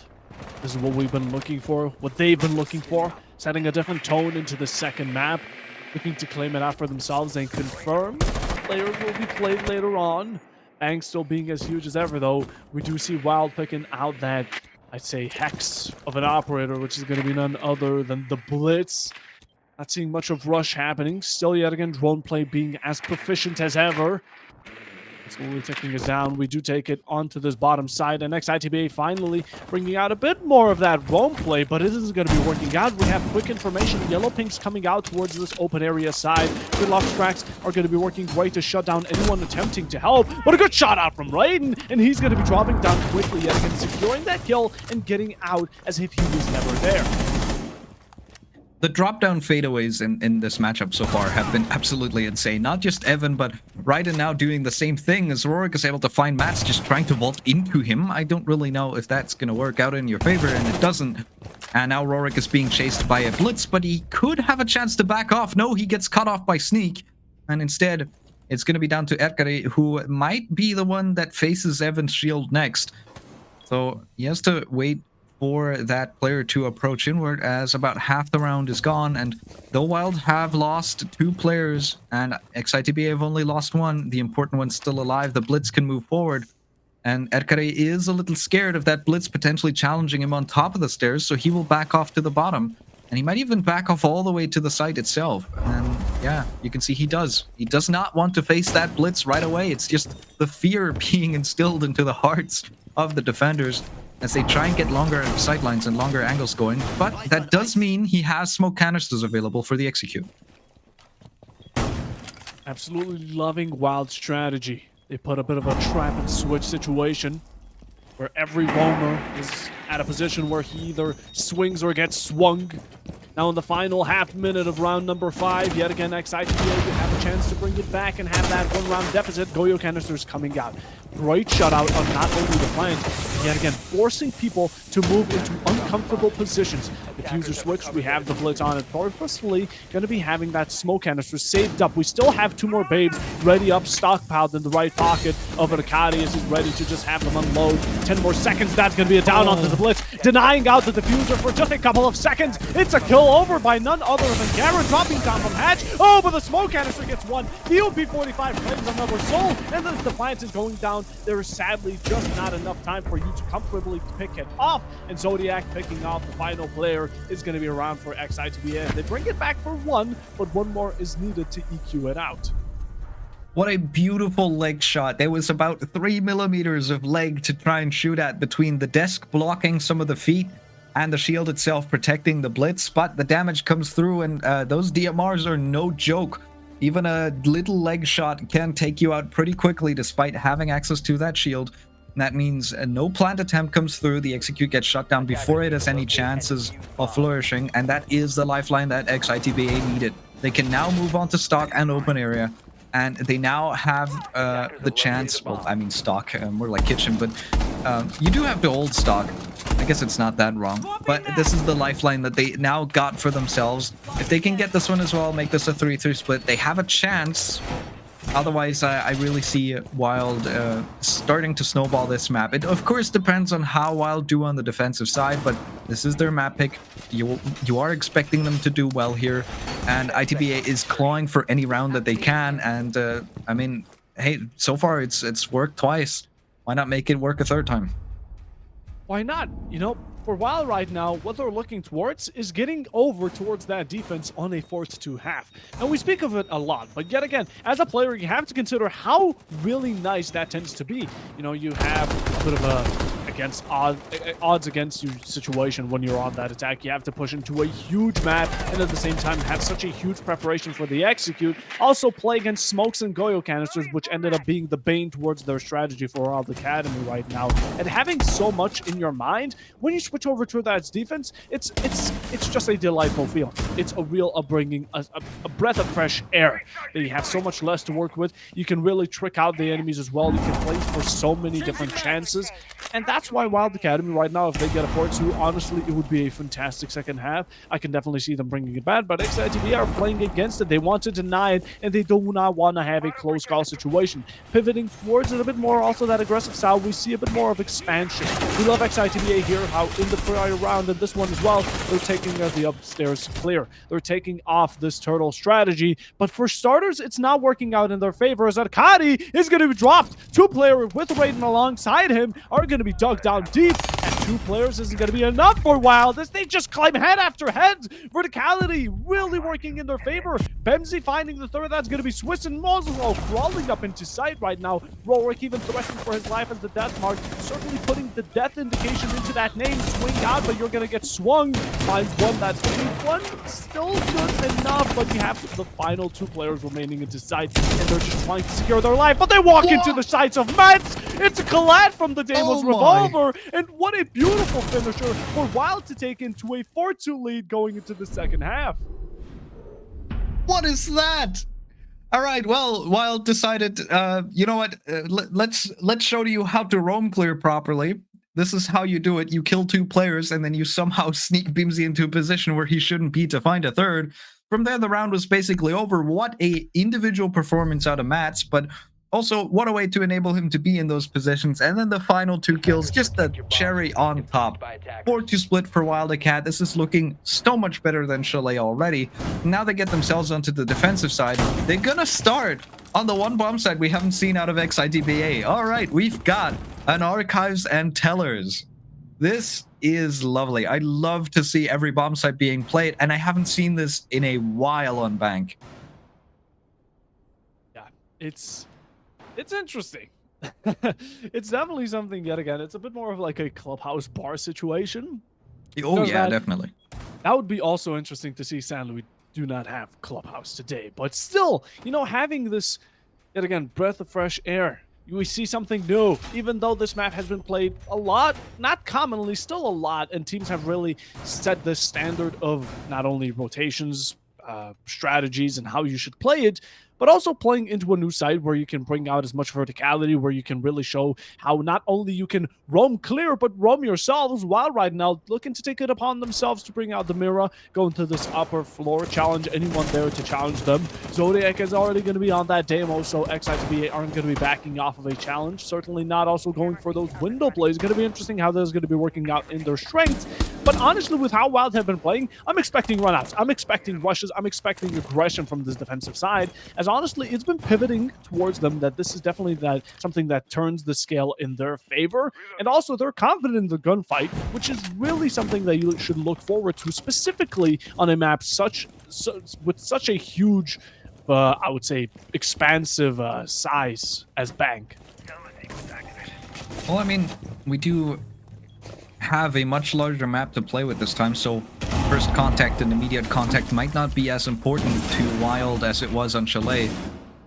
And they're more comfortable here, and I mean, look at Bimsy. This is just, we're playing rat extraordinaire. This is absolutely immaculate. This man is everywhere on the map, and you could see it. He was playing the neck on the attacking side. He really wanted to just sneak into positions where he shouldn't be, and now he's doing it on the defense with Mira. There is a phone call coming through that might give away his position, but I don't think anyone's anywhere close to him, so he might not be spotted out just yet. Swiss is able to find the first. He finds a second as well. Finds both Mats and Garen, but the flank from Bimsy is still coming through very slowly with that Mira, mind you, but it is still happening, and there we go. It pays off. He finds Swiss. A trade comes through. Arkady is able to find Sneak in the meantime, though. So that flank from Bimsy, while as great as it was, it might not mean a whole lot for the remainder and for the scope of this round. Demos coming in clutch, especially when you have a lead of characters on your own side. Specifically talking about a refract potential. Low HP for Evan. Doesn't have that C4 on hand. Does have the MPX headshot machine. But as he's duking it out with Zodiac, the plant is shortly going down. Now the Mirror did find a very nice opening and is going to be continuing on to the second for Wylde. The only 2 kills they've claimed, but oh, the boomstick! And kind of using the Bosch G that we so love to see, even though he has been quite a fear factor for most players. When you see going up against such a strong gun, that shotgun really bringing out those 2 shells it has, and each one of them being devastating as much as even a Kali bullet couldn't compare. In the meanwhile, though, still a round out for Ex-Itba, yet again getting 1 behind, slowly climbing, but yet again we need to bring out that adaptation factor that we saw on Chalet. Being a bit more faster on it would get you a bit of an upper ground in a situation such as, although we still continue on to round number 8. This is where we get to a possible 5-3, really closing in towards that match point yet again. This is why the second half is really night and day when you compare it to the first, and sets a tone for how scareful some rounds tend to be and how each round really matters. But as it's all established, as of course we still go over towards this defense that is really playing into the Azami, I'm just hoping that Wylde Academy aren't going to be repeating the mistakes of Ex-Itba on losing out the Azami so early on, because as much as I saw from Ex-Itba, when not only on the upstairs but also on the downstairs, they were really prevalent to lose out on the Azami very early on, which, you know, those barriers could have been a game changer. Certainly so, and I mean, would it really be a Reap and Puffle cast if it wasn't for a Boss G kill happening? I mean, especially on Bank, I feel like this map has really just been us watching a bunch of players trying to make a Boss G work, and for the most part, it hasn't. This time around, though, you know, they do make it work, and especially with the Dokubi, which I absolutely respect. You know, anybody can get a Vigil Boss G going, but make it work on the Dokubi. When you have a very powerful DMR to your name, choosing to give that up for the potential of the slightly higher killing power of that Boss G, gotta respect that. Absolutely have to respect that. But, I mean, as you said, you know, with the half-split Puffo, we've got a completely different ITBA going in once again. Maybe they're just better in the second half, regardless of what side they start on. Because, I mean, so far, this first round, it was a little messy, but especially with that Beamsy flank. But other than that, it wasn't really an opening for a while to try and do anything. The Rat play is the only thing that works out for them, but he doesn't have enough value to justify the whole round being thrown away for it. So at the minute, the firepower needs to be consolidated for Wylde, and they need to find a way to stop the encroachment of players like Swiss. Because so far, that's really working out for ITBA. And once again, Bimsy is out there. I think he's being expected, though. Here comes the swing, but no, Rorik is off the drone in time. I think he caught him just moving up there. And what is with these 3 armor pushes from Bimsy? To Burrell, none other than Evan, forced back into elevator, swinging out, and that's going to be the biggest mistake you've done yet. Raiden punishing, finding a headshot, although shortly after, his head is taken off too. Oh, we're decapitating players as Swiss is going to be finding another body to put in the bag. A 4v2 Ex-Itba. Yet again, that lead, you said it, the second half is where they're favored and where they find themselves a lot more comfortable, even if it isn't the site or even the role they would prefer. The Fusers drop when you have that lead yet again, and it's going to continue going down the path as Rorik finds out on Karen. An elimination under the belt, as right now on the fly, the only one needed is going to be Mats. And where is he hiding besides sight itself? You can just predict that this final player, even with the Deimos track, is going to be no issue unless you swing out player body after body. You go off of the rotation, and Arkady is going to be there to finish it off. What a demolition from the side of none other than Ex-Itba. They started off with 1, they lose 1 in the process, but then they just continue it down. They break it part, brick by brick, and Wylde Academy, although suddenly found themselves without much of a house. 4-4, EQ is out. A bit of a late one, but it still works out for Ex-Itba. Ex-Itba doing their best impression of the Big Bad Wolf at the minute. The way they deconstructed that, I mean, that was absolutely... I don't even know what to say. That's the advantage for Wylde gone. They built themselves a comfortable little 4-2 lead, and I said going into the second half, this is where Wylde should really shine, but it's been, I think I've been talking about the wrong team. Ex-Itba going into the second half, once again, just showing a completely different caliber. This time on the attack here on Bank, it's incredible how quickly they're able to clear out most of this map. and how they're able to punish and how they're able to gain information, all of that at the same time. Rorik gained information for himself, got a kill, gained information for his teammates, ended up getting one of them decapitated because it was an incredible shot by the opponents. But other than that, I mean, the information gathering is on point. There's nowhere you can hide for Wylde. There's nowhere you can go. And Bimsy trying to sneak around the map is once again not enough to try and justify the rounds slipping away from you. Wylde has to change up what they're doing, or they have to hope for ITB to try and go for a messy rush again like they did on Chalet. But I don't think that they're going to give you this opportunity again. I don't think they will.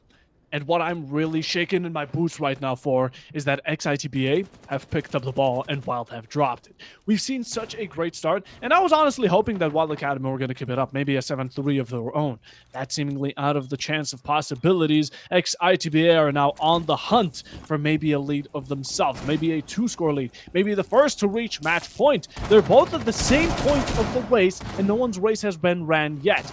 Back to back, we've seen rounds, we've seen kills, but all leads up to this 9th round right now, slowly closing in also on those double digits, as Wylde is playing a bit more aggressively. Also, seeing as how close this site tends to be, we see the gun composition favoring the shotguns, the vectors, and of course the Mozzie SMG. Really strong guns on close range, at the same time also playing off of these close quarter gunfights. You see corners, you see sight. At the same time, you see Ex-Itba taking a very slow approach at opening the open area themselves. They're drawing it in. I like how cautious they tend to be, and they don't really want to go in hasty, but at the same time they're taking their chances, and I don't think Wylde are known about the demo sneaking down main.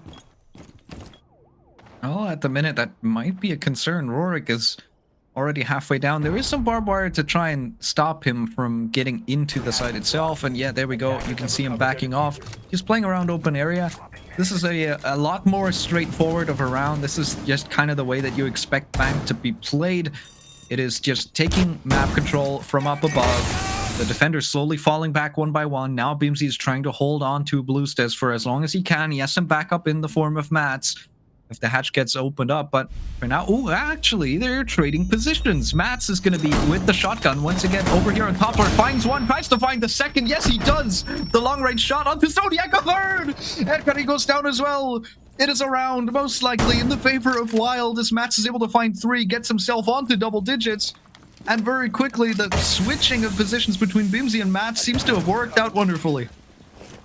Be that as it may, 2 players remain for Ex-Itba. Oh, what a shot from right, and just going through the fire and the flames, aka the smoke from the bait canister. Wylde Academy lose out on 1, but I think with the time you have and Raiden flashing himself in the process, also the Goyo canisters going down. Still a smoke canister in your right pocket, chucked and connected. There's going to be absolutely nothing Ex-Itba can do to follow up with a victory lead for themselves, as right now Wylde are without grace, going to be taking it very humbly. Breach is coming out yet again, a plant attempted in raid. You just can't expect to get much. He goes in the final seconds. An attempt is only an attempt at that, as of course the smoke, the bullets, nicely chucking it away. Also the C4 making a bit of an entrance. Well, enough redundancy, but I mean, Bimsy, a little more patience there on those shots. That SMG-11 very quickly getting away from him. You gotta make sure. I mean, you know, you have him dead to rights. All you need to do is hit a few bullets. So just take it slow, 1 bullet at a time. And the C4 as backup redundancy just in case. It works out for them. Wylde finally get themselves established on this half, on this second half. And they put themselves back into the lead off of a beautiful triple kill by Mats. I mean, what a way to do it. And this time around, I feel like Wylde, they played exactly how they wanted to. This isn't, once again, just a hero play from Mats. He was unable to get into this position. It was a beautiful little Texas switch as they were, you know, just trading players on one in the same position, just in between smear frames, if you want to call it that. They somehow managed to make that work.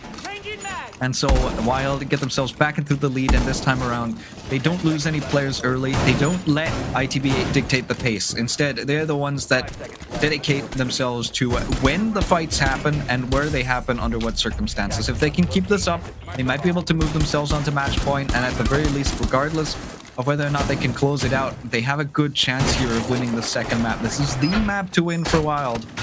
So I would love to see it happen. Not because I'm biased for Wylde, not because I'm biased against Ex-Itba, but just because I want to see Lair.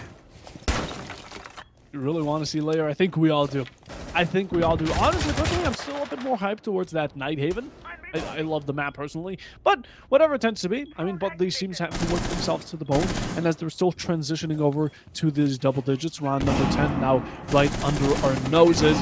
No kills dropped yet. Window players are to be incorporated and very expected. At the same time, that's when we have Garen on that castle, the mirror play in hand, and ready to get some headspace going, as right now, Ex-Itba, we need a round for ourselves if we even want to get close to another chance at being the first to reach that match point, because right now, if they want to be in that position firsthand, they need to win 2 rounds in a row. That's going to be a difficult task, seeing as how much plays Wylde have been getting away with, especially that triple kill, as you mentioned, Rebrints. Now swinging it around, that's going to be Square right now being droned out yet again. Drone play from Ex-Itba isn't going to be too shabby either. Still though playing out from those windows a lot more. Zanny still on board from Wylde, and Ex-Itba a lot more of a one-sided approach. They don't tend to go for this lobby initiation, they just stick to the basics. Go for the side of Square, push around and make a bit of a half circle. The Amos Tracker coming out, this is going to be quite dangerous for anyone playing around. Wallbangs even attempted, as it shows that Wylde really are playing as a team. But oh, what a shot from Swiss! He swings out, but it doesn't matter as Garen's there to back him up. The entirety of Wylde playing as one and being right next to each other, as Ex-Itba are looking to do the same. Rorik finds himself a retaliation yet again. Back into lead is going to be Ex-Itba as they continue down the reign of shutting down player after player. Oh, and another one, right? And finds Beamsy swinging out. 4v2 now. ITBA able to find all the right picks in all the right places. The moment Wylde swing, they get taken down. Rorik finds another. It's a double for him in the round. And now it's only down to Sneak. Usually he's the one that's dead early, especially when he's on that Azami. Now he's the last one alive. He's got 4 players to go through. And there is still 40 seconds on the clock. Plenty of time for Ex-Itba to gain some more information. Sneak is inside of that little janitor closet.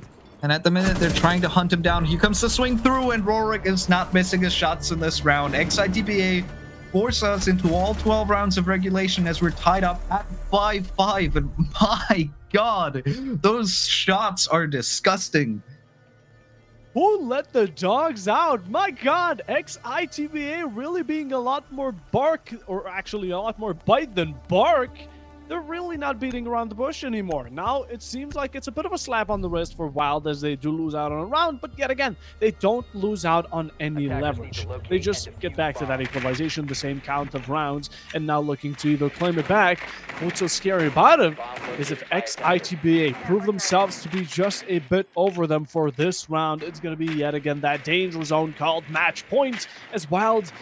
Oh, we have to step it up. We have to step it up. We need to be the ones either winning in regulation or securing in overtime if we want this to be a possible 1-1 into the map count. Going into continuation, be that as it may, even if we do lose out on it, yes, Wylde have that one more lifeline, which is going to be the 3rd map.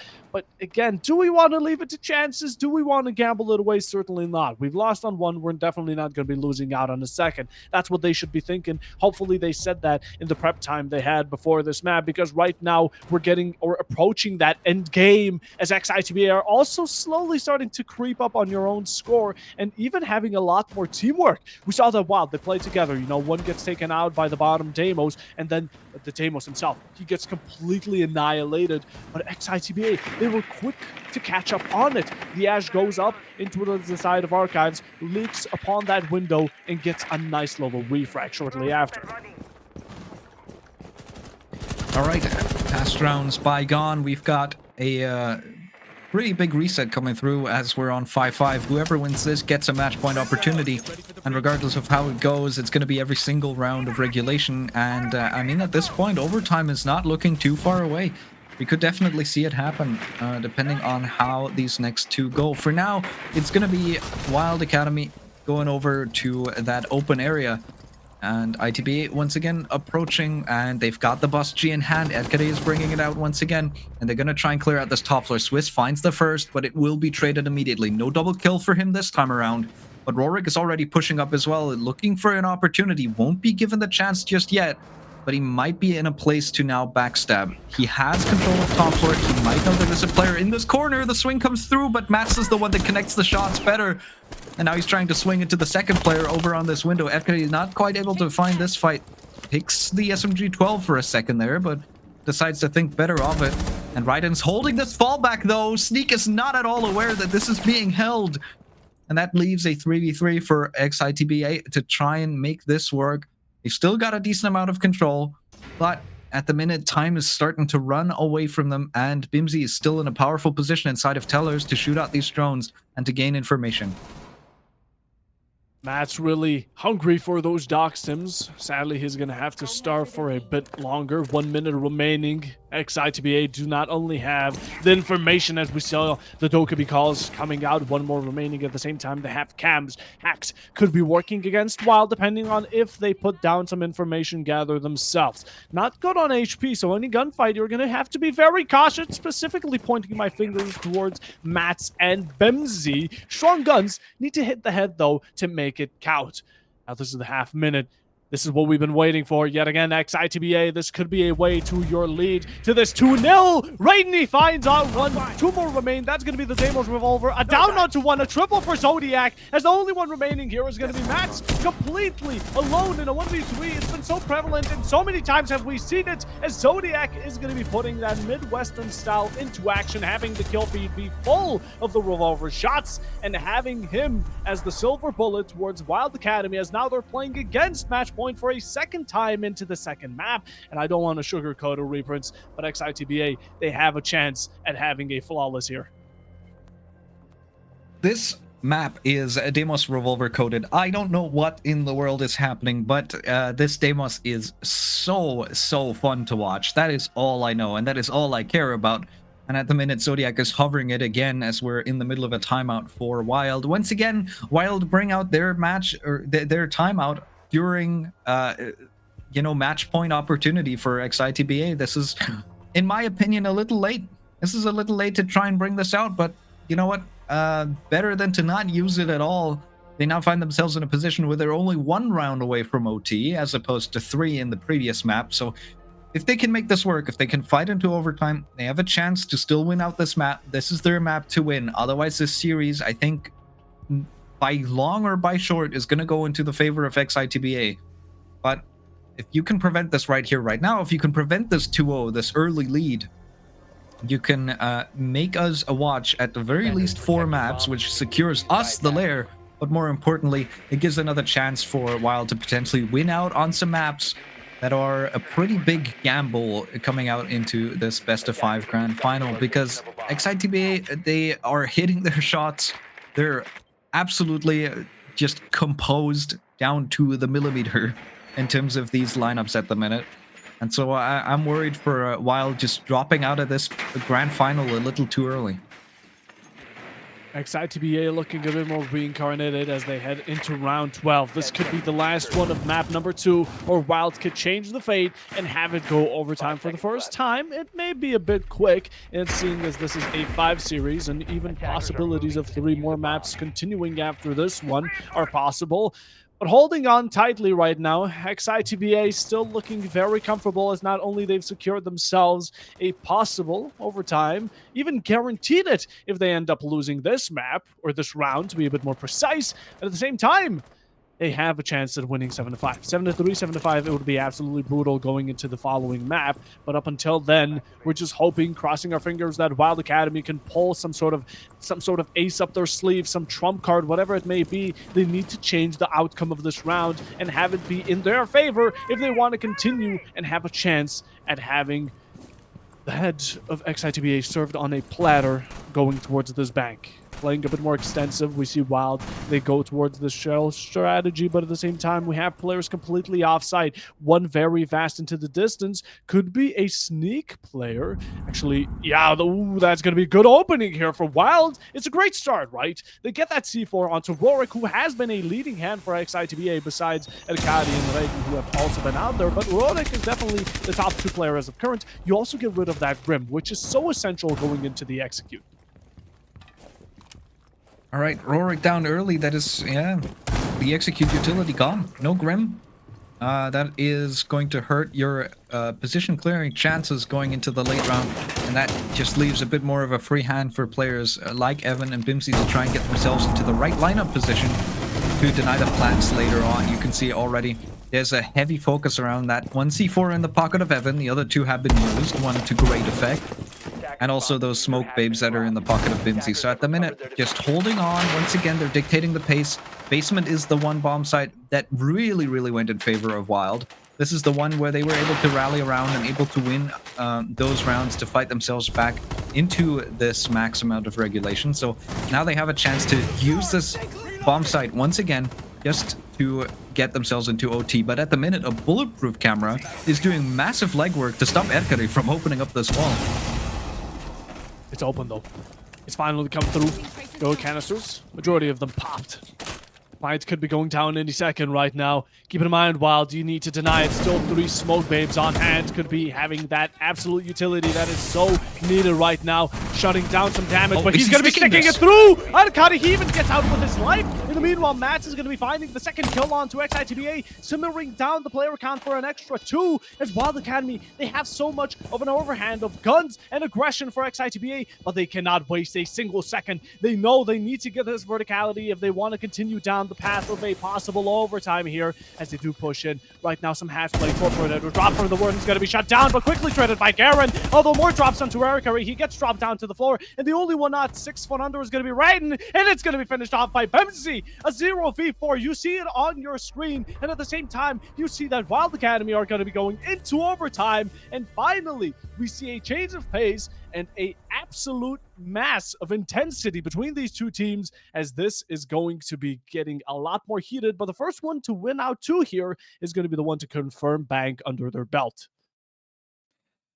All right, the denial was not enough, but the retake will be. Wylde, a little risky going into this post-plant retake, but it works out for them beautifully. They win every single engagement. They are able to find the trades where they need to. They're the ones that are in the position. They're the ones that dictate how they want to take these fights on the retake. There's not enough manpower left alive for Ex-Itba to try and hold onto this diffuser.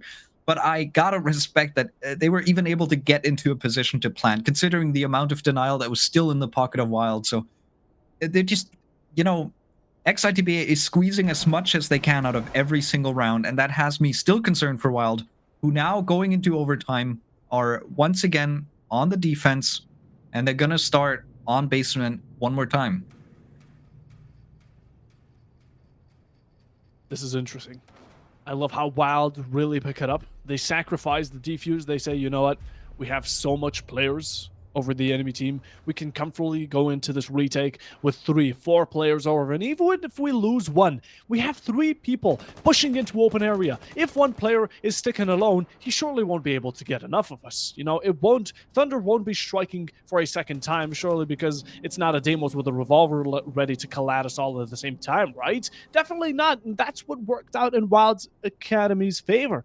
Quantity over quality was their play, and this is why we're at the 6-6. Now looking to claim out more and more as Wylde yet again on that defense, and Ex-Itba using as much of strength as possible towards this attack, and specifically looking towards that Deimos that Rorik is right now rocking. At the same time, though, a quick push in from the attackers as they're getting slowly, very slowly prepped up for this execute, but don't be too slow, as yet again, time is a virtue. And at the minute, Wildcat is going for almost the exact same strategy, as they're just going to try and waste out time. Garen is over in open area trying to see if he can contest for a little bit. That Deimos revolver is ringing out. That must be a scary sound to hear when you're on the defense at this point, because both teams have used it to very great effect. At the minute, it's looking like Wildcat is going to give that map control over to Ex-Itba. And the only thing changed up for Wylde this time around is that Mats is playing on the Kapkan. This is the one little wild card that they've got going for them. And they're going to hope to find massive value off of it, as Ex-Itba just have another chance to try and do the same thing they did last time, but more efficiently, but more effectively. They've got about 1 minute and 20. That wall is still not open, just like it was last time. At the minute, it looks like this might just be a mirror round. This might just be basically the same thing once again. Going into OT, both of these teams have been shaken up, and they're just trying to do the same thing. Neither want to make a mistake early, so they're leaving it quite late. That does add a whole lot of pressure to the execute, though. Not much damage dropped. I feel like that's going to be changing any second right now, as Ex-Itba are forced down to their very last few seconds, you could call it. Raiden using that force onto Bemsy as he shuts him down. Raid 1 looking to find out a second, maybe scope out anyone in his line of sight. They have this verticality yet again. Have they prepped up comfortably, though? The Grims have shown themselves. We have 3 players on server side. Goyo's coming out. We don't have that smoke, which is going to be huge. And Raiden, he's going to be continuing down this path of picking players off. A third one as well. He's going to be the silver bully yet again, making sure that everyone swinging into his line of sight is going to be the one found. Walking through the fire and the flames isn't the best one. You need to watch your left, and it's going to be none other than Mats to shut you down. A C4 comes out and claims one. That's going to be the plant. Completely canceled out as it's going to be retaken, and a retaken swing from Swiss as he's finding Mats. The last one standing is going to be Garon on this. Tubarao has the DMR, has the strength to pull it off. But time, yet again, you've wasted so much as a defender, yet you now have no time to waste as, of course, it is post-plant. 2 players right now on the site itself. You have no clue of the whereabouts, and you're just looking to find them out. It's a treasure hunt, but I don't think you have the time to do it. You have absolutely zero idea, zero information. You have one-on-one, but even that 1v1 situation is going to be lost because you're playing against the Deimos, and with it, you're playing against Ex-Itba, who are claiming out the lead yet again.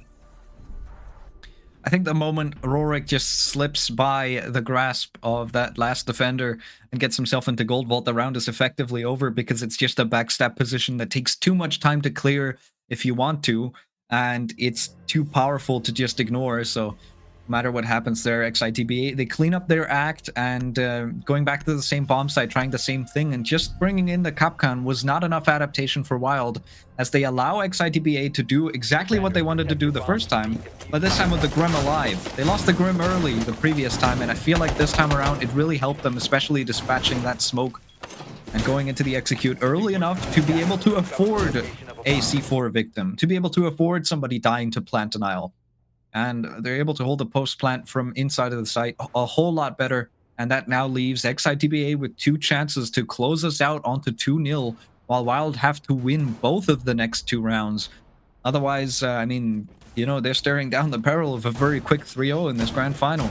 That is not what you want to have going for you when you're up in a big match like this. Definitely isn't. You really want to be a bit more proactive here, Wylde. You're now on this attack. Attack has definitely been favoring both of these teams up until now, especially with the map of this, and especially with the availability of picking out that Deimos.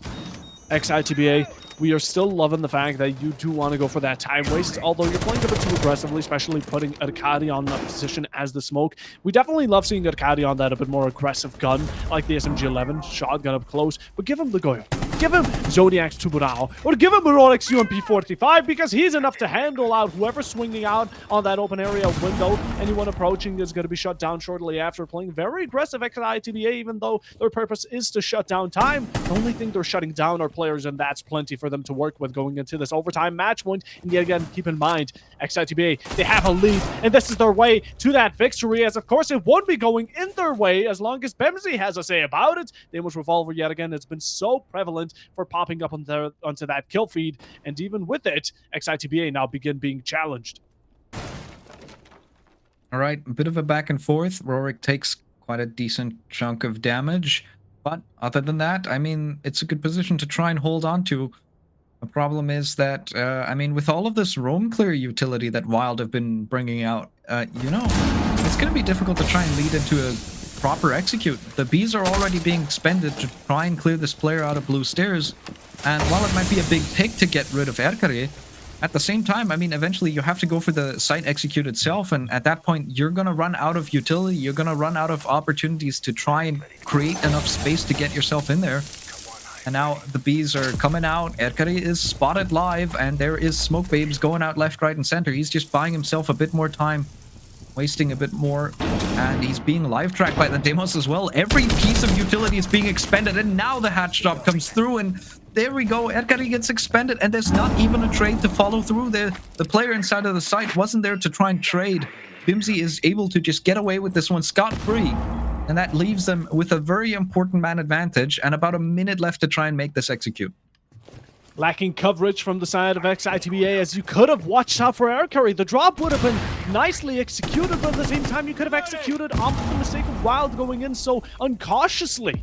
4 players remain on one side, 3 on the other. Deimos Tracker coming out as yet again they have the lead of players. 30 seconds remaining, half a minute is all they need. The boats all the bombs are popped. Rorik is going to be popping one's head, but in the meanwhile finds himself 6 foot under, walking through the fire. Oh, the Goyo canister popped out by one is going to be leaving a 1v1 situation, and the plant's going down. Swiss right now with that Vector close hand, also has the C4 as it gets chucked. A movement, quick to move, and a headshot from none other than Wylde Academy's beautiful last standing Grim is going to be even a hip fire to finish it off. What a play to finish off overtime match point as Wylde Academy yet again fight themselves on the defense. A second attempt to fight and dethrone Ex-Itba Academy. And overtime, the great overtime, is now underway. Well, we're going all the way. We're getting every single round of bank. And I mean, oh my goodness, Puffo, I am now on the edge of my seat. I have been on the edge of my seat since we have gotten to overtime. Where are you going to take it from this? It ends up being a 1v1. That was the one opportunity for Swiss, you know, the man who comes in new into this Ex-Itba roster. You got to consider the Finnergy, the Finnish synergy has been depleted as Alva is not playing. It's instead Swiss who's brought in. He gets the opportunity of a lifetime to basically just win an entire map for his team. But it wasn't to be. Instead, Wylde get themselves onto a max overtime. We're in round 15, and this is the opportunity for them to take this map away from ITBA. If they can do this, right?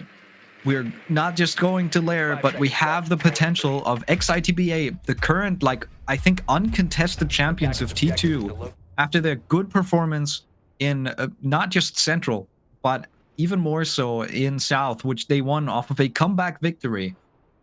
If you can beat these guys, even just on one map, that shows and that proves that you can potentially beat them in the entire series, and that might just give Wylde the confidence that they need to keep this game going and to give us a very good showing of this grand final here in Voltage.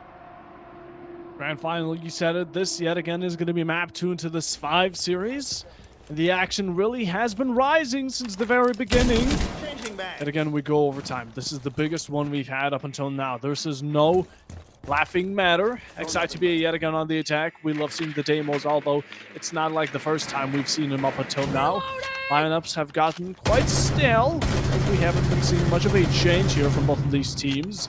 As normally, don't fix what's not broken is what they tend to say, and the attack favoring both of these teams, and also most of the time working out for them. What is there to change? The Twitch drone has really been coming in strong to deny utility, but at the same time make sure that these attackers are going into their executes comfortably, taking out Goyos, taking out whatever it may be. The only thing you need to worry about for your execute is that smoke, which tends to be very strong and very denying. At the same time, though, Wylde, you need to hold on to him for as much as you can. Right, immediately B's being expended once again to try and lock Beamsy into that position. Both teams playing a very similar sort of style here inside of the final rounds of overtime, as this is the 4th time we've gone to basement. Every single showdown has happened basically in the same 2 rooms on like how these rounds are going to be decided. And Bimsy, he goes down to the fire. Swiss is able to just explode a set of fire canisters from the Vulcans, and somehow Bimsy dies to it. The clash is still up for Evan. That might still buy some time, but your smokes are gone. Rorik is able to find a second onto Mats, and this might just be the snowball that they need. ITBA are all over this bomb site. Sneak finds one, Evan finds another, but Raiden immediately trades. It's only down to Evan. He goes down as well. That's Rorik finding the last one. And my goodness, how do they do it every single time? Ex-Itba come out on top. Well, they should come out on top, but they haven't quite yet. I think this is, I'm not sure, I'm going to have to confirm from production, but I believe this is going to be unlimited overtime. Oh my god. This is just getting deeper. And of course, with it, the plot is thickening. We have yet again Ex-Itba going on to a similar position. We've seen them here countless of times. But are they going to shut it down for just one more? They're on the defense bottom floor. It's where all the chaos has been unfolded. Not basement again. It's basement again. I'm sorry, Reaperns, but please. One team has to be folded like an omelet before the other gets scrambled like an egg right now. Is it spelling bad news for Wylde? Yet again, lifeline. If it comes down to a 1v1, which has been quite sometimes, quite a couple of repetitions of it, Ex-Itba, they change it up for a second, and it's going to be a completely different result. Resistance from Wylde has really been quite strong. I can definitely give it to them, but ever since the second half, they've been really lacking the proactivity. The narrative hasn't definitely been favoring them, and Ex-Itba, yet again, it's a shot at the title, and it's a shot at a possibility, but do you take the shot, and do you make it land? I mean, that's the most important thing. Once again, I feel like Swiss could have closed the match out already, because, you know, infinite overtime or not, the score difference is 2, so an 8-6 would have done it. And that's just going to add all the more weight to that 1v1 being won, no matter how this match ends. No matter how it ends, it's going to be that 1v1 that everyone's going to think back to, and just think about what if it had gone the other way. It will be less important if Ex-Itba just close out the match right here, right now. They can just brush it off and say, oh, well, you know, we could have won earlier, but whatever, we moved 2-0. Let's go and get that 3-0 victory. Make this still a fast matchup despite the infinite OT being triggered. But it's immediately just a rush setup from Wylde. They get themselves in fast. Edkari is able to find the first. They're trying to push in. Somehow this smoke is still alive. And they're completely flashing out this Blitz who gets forced back. And oh no, What is happening? it is the recruit getting taken down as well. Edkari, it is a 4v1. Ex-Itba put the seal on it. Unless Evan can do anything about this. He's 8 and 12. He will have to find 3 more. Otherwise, this map is done and dusted. We move to 2-0 and we get ourselves onto map 3. It's only down to him now. Oh my Wylde! god. What are you thinking? Have we not learned our lesson from Chalet? All the rushes have gone against you, and you continue down the same path for a 3rd time. We have Evan now in a 1v3, and it's been said so many times, but that never tends to go in your way. Oh, Wylde Academy, they lose out on map number 2. And it's in the most downbringing of fashion. Unlimited OT cancelled out by a rush that has not had a single chance of success up until now. The formula has been set. Rush equals no success, and it comes out the same result each single time we've had it. I love the fact that they want to bring out some aggression, some possibility, maybe some nuance. But in the end, what's the point if you lose out on a chance? Yet again, they're on the attack. They have so much in their favor, but they just drop it for no reason, for an attempted clip.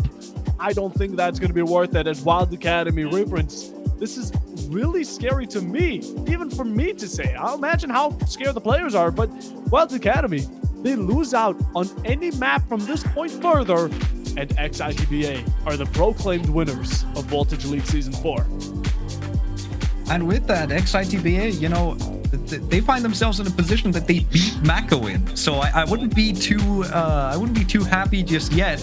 Ex-Itba inside of Southbreach were able to get a comeback victory. They lost the first 2 maps, were able to get a complete fight back, and won the remaining 3. So it's not over until it's over. You gotta consider, you always gotta go until the very end.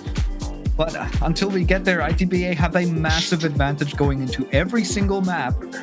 And the next one coming up will be Consulate, and it is once again ITB Academy's pick. So while we've got the replays running through, I am very, very concerned for how this is going to go. I'm concerned as well. We're going to be sharing hand in hand that concern. As although Wylde Academy, they definitely switched up their pace.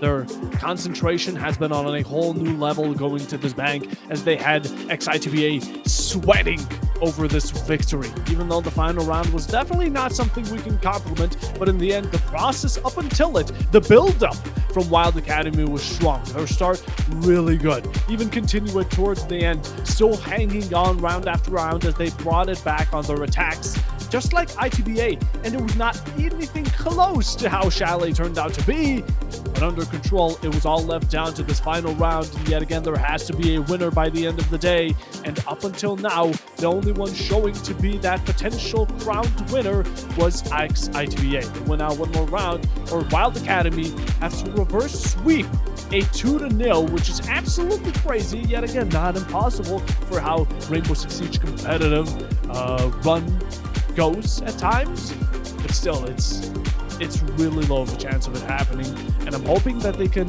really bring a bit more adaptation into this 3rd, 4th, and 5th map alike. I do hope you like the fake out of the Max OT, by the way. Like the players were typing GGGH. I was, I was in the mode of, all right, we're done here. And then the next round pops. I hope that was a good fake out. I really worked hard to make that one work. All intentional. Don't worry about it. It was all planned out. Trust. Yeah, we know what we're doing. Hey, the ultimate bait and switch. You think it's all done, and then round 16. That's not really something you would expect to see. But hey, we're almost done with the replays, and as soon as we're through with that, we'll throw it right over to the to our lovely analyst and host, who will definitely have to just dissect a whole lot, because, well, we got to see plenty of bank and we got to see plenty of basement. So I'm really excited to see them running through all of these basement rounds, and especially all of these plays on blue stairs, because that is just everything we're running into. So with that being said, back to the desk. A few minutes break for us, and then we'll be right back with map 3 and Consulate.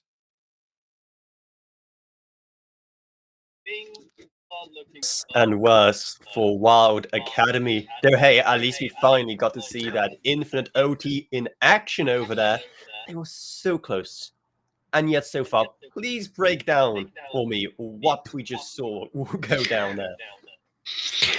If we were watching that game, what we got to see was 8 times playing basement over those rounds, including the last 5 in a row. I know the caster said it over and over, but it felt like this entire map, this entire battle happened in the basement at Bank.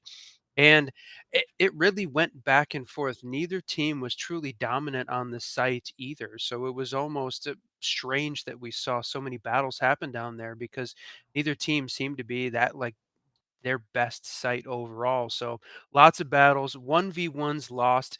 That one back, really that pivotal round back on 14 for Wylde Academy to win that round was almost the game changer. I thought that was going to be it. But then overall, Ex-Itba Academy just pulled out all the stops when they needed to. In general, very few plants, right? They really relied on swinging and winning gunfights, and they were just a little bit better at that over the course of the entire map than Wylde Academy was. And I know the casters talked about it. Very late timeout coming out from Wylde. It seemed like they should have maybe pulled that out just a bit earlier, tried to slow that down. And at the end of this infinite OT game, which I know we were all a little bit surprised about, it seemed, including the players, Ex-Itba Academy came up exactly when they needed to. So if Wylde is going to find a way to win, going to have to do it on this next map or like the casters said, Voltage Grand Final is going to be over in 3. It was also just a map with some fantastic use of Deimos, I'd say, with some great plays there. Very heavy util of that upright on both sides. However, in general, it just wasn't enough to have Wylde Academy finally go for it, even if they had so many chances to do it. And there were just so many missed opportunities, especially in the late game, when everyone's getting tired, when they were just bashing their heads against the wall in basement, not being able to do anything. I think one of my favorite examples was in one of the early overtime rounds, Warwick playing as Deimos was planting while his ability was going off. So the defenders literally knew where the plant was going down. They had live pings of where the plant is going down, and the plant still went off. They didn't do anything with that. And it was stuff like that. I think a part of just complete chaos in the late game, a part of the kind of just tiredness, and a part of just running out of ideas, I think, how to tackle that side after you've just been playing for so long. It's just kind of this weird endurance test by the end. Fatigue. This kind of basement fatigue. Hopefully they have time to kind of reset after said fatigue, do we, go to a nice break and we go to map 3. So, guys, you deserve a break as well, watching at home. So, we'll be back in a couple of minutes.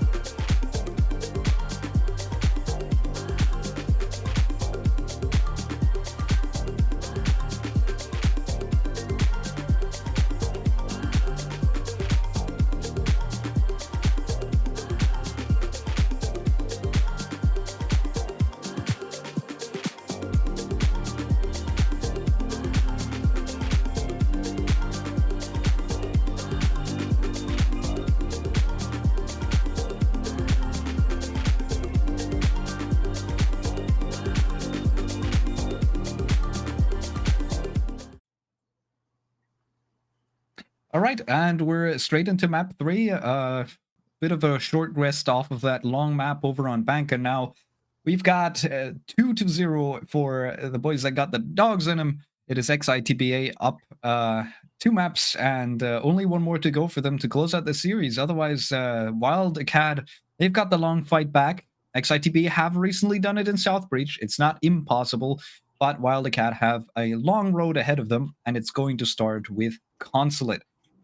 Popo, let's go through Consulate. I don't feel like it's a map that's that much different from Bank. What are your opinions?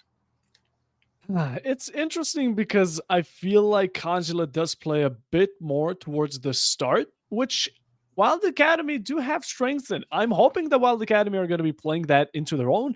You know, when it comes to the execute, it's all determined by how well the start goes. If you get an opening, if you get a second or third, there's not much of an availability of a comeback. But in the end, honestly, it's all up to odds. It's all up to whatever was talked between this little break that we had and whatever the analysts had to say. And of course, our beautiful host alongside whiskey in the background. But whatever time they had, they must have talked through a lot of important things, because if they didn't, it's going to be a waste of it. In the meanwhile, we head into none other than Consulate. You mentioned it, Reprints. We're here. We see the Blackbeard ban yet again. And honestly, I'm expecting a Monty to follow shortly after. Yeah, same. I'm definitely expecting to see the Monty come out as well. As for the Defender bans, I mean, you know, those have been all over the place for both of these teams. We've seen so many different interesting bans. And yeah, the Monty comes out. This is to be expected. But now we're getting into the interesting ones.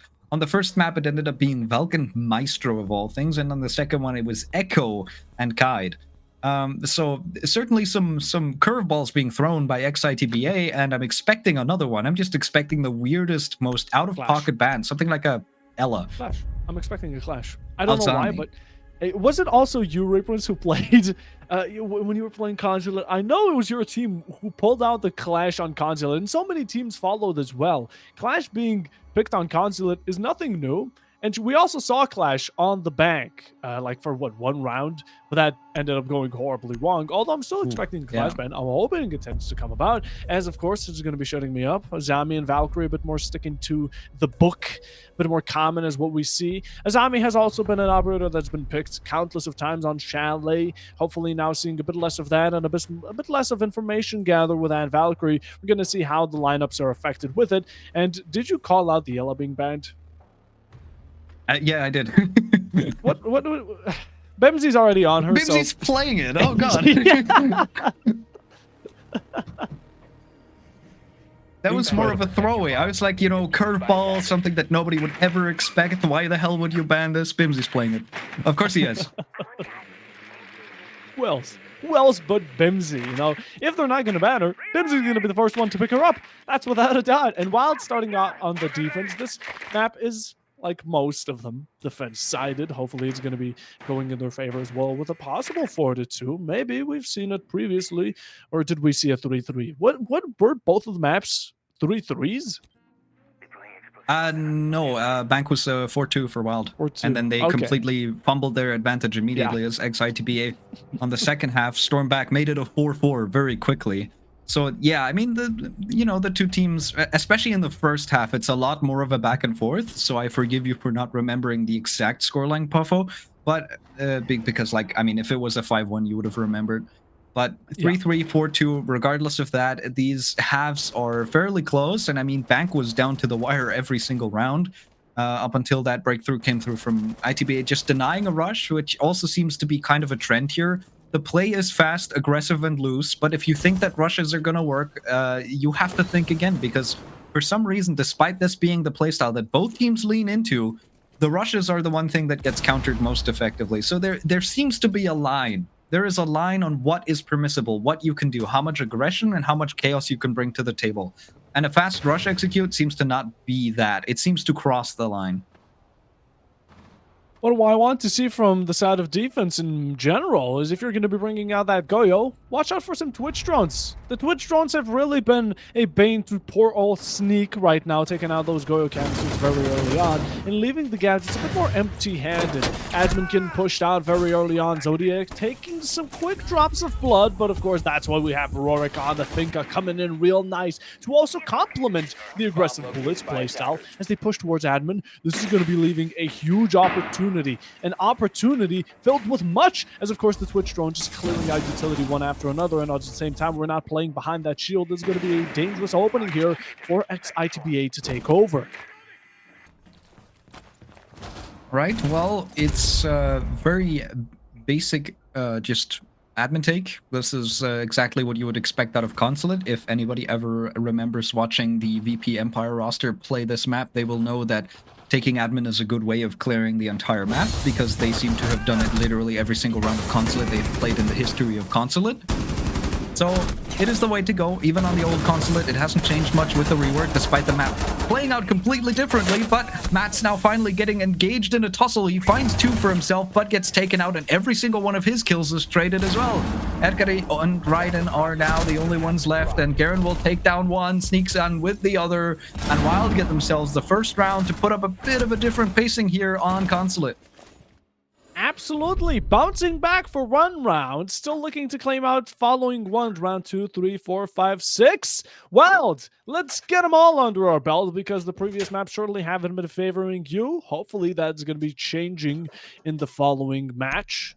Now, as we continue up, you know, we're going to be going into this bottom floor. Wylde Academy, really good defense. Shut them down quickly, even though they gave off a lot of ground at the very early on. A lot of gadgets to be destroyed. That was a bit of a trap. It was a switch and bait in a second, as ITBA thought they were on this really high throne, this pedestal. They thought themselves to be above, but Wylde Academy, that was just the bait, the lure they were putting up as they shut them down in an instant. All shields. The second that double door was contested, it was an easy victory for Wylde to claim, and it was inevitable that they were going to take off with round number 1.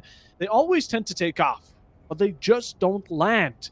And that's where we need the hammer to put in the nail just a bit more cautiously to not miss and maybe even hit your thumb in the way down. Wylde still playing to this bottom floor. Also seeing that Deimos has been really common in both picks of the attacking side, trying to bring a bit of a counter, which is going to be Evan on that pulse. I mean, once again, you know, as I've said before, you know, the meta technically is still shields, but because of how prevalent the shield bans are, the side meta of the roam clearers has developed, and you can really see it ever since. I mean, yeah, sure, on map 1 a little bit as well, but especially now on map 2 and map 3, we've got so much Deimos action, and it's lovely to see this revolver because it's just a whole lot of fun to watch, and there's a high amount of just mechanical skill ceiling to being able to use the revolver very effectively. It's a fun gun to use, it's a fun gun to watch, and if it pays off in a very big way. And it's just so strange to see an operator be this persistent, because usually if the Deimos is this persistent, you would see him banned more often. But since both of the bans are occupied, he's here every single round, every single opportunity we get. And with that opening pick, it goes in favor of Ex-Itba. That is Bimsy down early. It is the castle, not a whole lot of utility that would be in the pocket that goes down with that. Everything should be in place already. But you are losing an important gun, and you are losing a player to try and pinch with. So Ex-Itba off to a good start. They get themselves top floor control. They're running around already. Raiden is in position with those rams to try and use some of those boogies to maybe open up the floorboards over onto the basement. Bad beginning lead for Wylde, as of course it's only the beginning that matters the most, is what they said, but Matt's completely switching off the fate as he does get a retaliation kill onto Raiden. That's going to be verticality limited down to Zodiac, the block player alone. A swing out expected from the side of Swiss. He does get damage for a bit, shows his hand, and his thumb gets blown off for a second. That's going to be something any major, as he does look to return the fire. Playing behind this pillar is going to be great. One from behind, not expected, as Evan! He finds one onto Swift. That's going to be yet again this lead. The leverage working for Wylde right now to work themselves off of. 1 minute remaining. Ex-Itba, we do not have that major verticality that the Ram could have put up so easily. As yet again, losing these critical rolls very early on is going to be great, but losing players is going to be greater. As Wylde Academy, you lose out on 1. This graveyard is being set in front of our very own eyes as so much damage onto Akari. The Pokeballs are going to be claiming it down, while Evan is finished off officially by Zodiac from above. The Buck player finding one, Sneak finishing off the job while Rorik from behind. You gotta watch your 6 as it's a 1v1 yet again. 30 seconds remaining. This attacker has more than plenty of time to finish off Ex-Itba Academy's first round. And can they get the CQ through? Going for wallbangs, they're going to be attempted, but not more than that. The Cam is going to gain major information. In 15 seconds, you blow it off. But yet again, your close quarter against a mirror swinging about the corner. It's going to be yet again Wylde Academy getting the second round in a row and managing to continue off of the starting point to continue and traverse it over to a choke point. All right. That is a 2-round lead for Wylde Acad. A little too close for comfort, if we're being honest here. But it is important to be winning at those rounds because your map pick or not, Consulate is one of the most defender-sided maps, I think, currently inside of Siege, inside of the entire map pool. Probably not even just including the competitive map pool, probably including some of the other casual and ranked maps as well. It is one of the maps with one of the higher defensive win rates. So even when this is not your map, even when you're not supposed to win anything here, you should still expect the 5-1 split. Definitely. Wylde Academy right now, you've got a bit of a lead. Continue it, please. The fact that it came down to a 1v1, even after all that you've been given, all the time that was offered, and you managed to waste for Ex-Itba, was a close call. In the end, you hung it up, got a nice little bounce back in that 1v1, and playing to the strengths of close quarters with that mirror swing or be swung position. Definitely got a crack in the armor for Ex-Itba to lose out. Deficit working against Ex-Itba as they're looking to make a bit of a change. They're going to have to work off of verticality yet again. I don't think they will, though. They don't have a ram, not a buck, not even a sledge for the minimalistic work of the upper ground.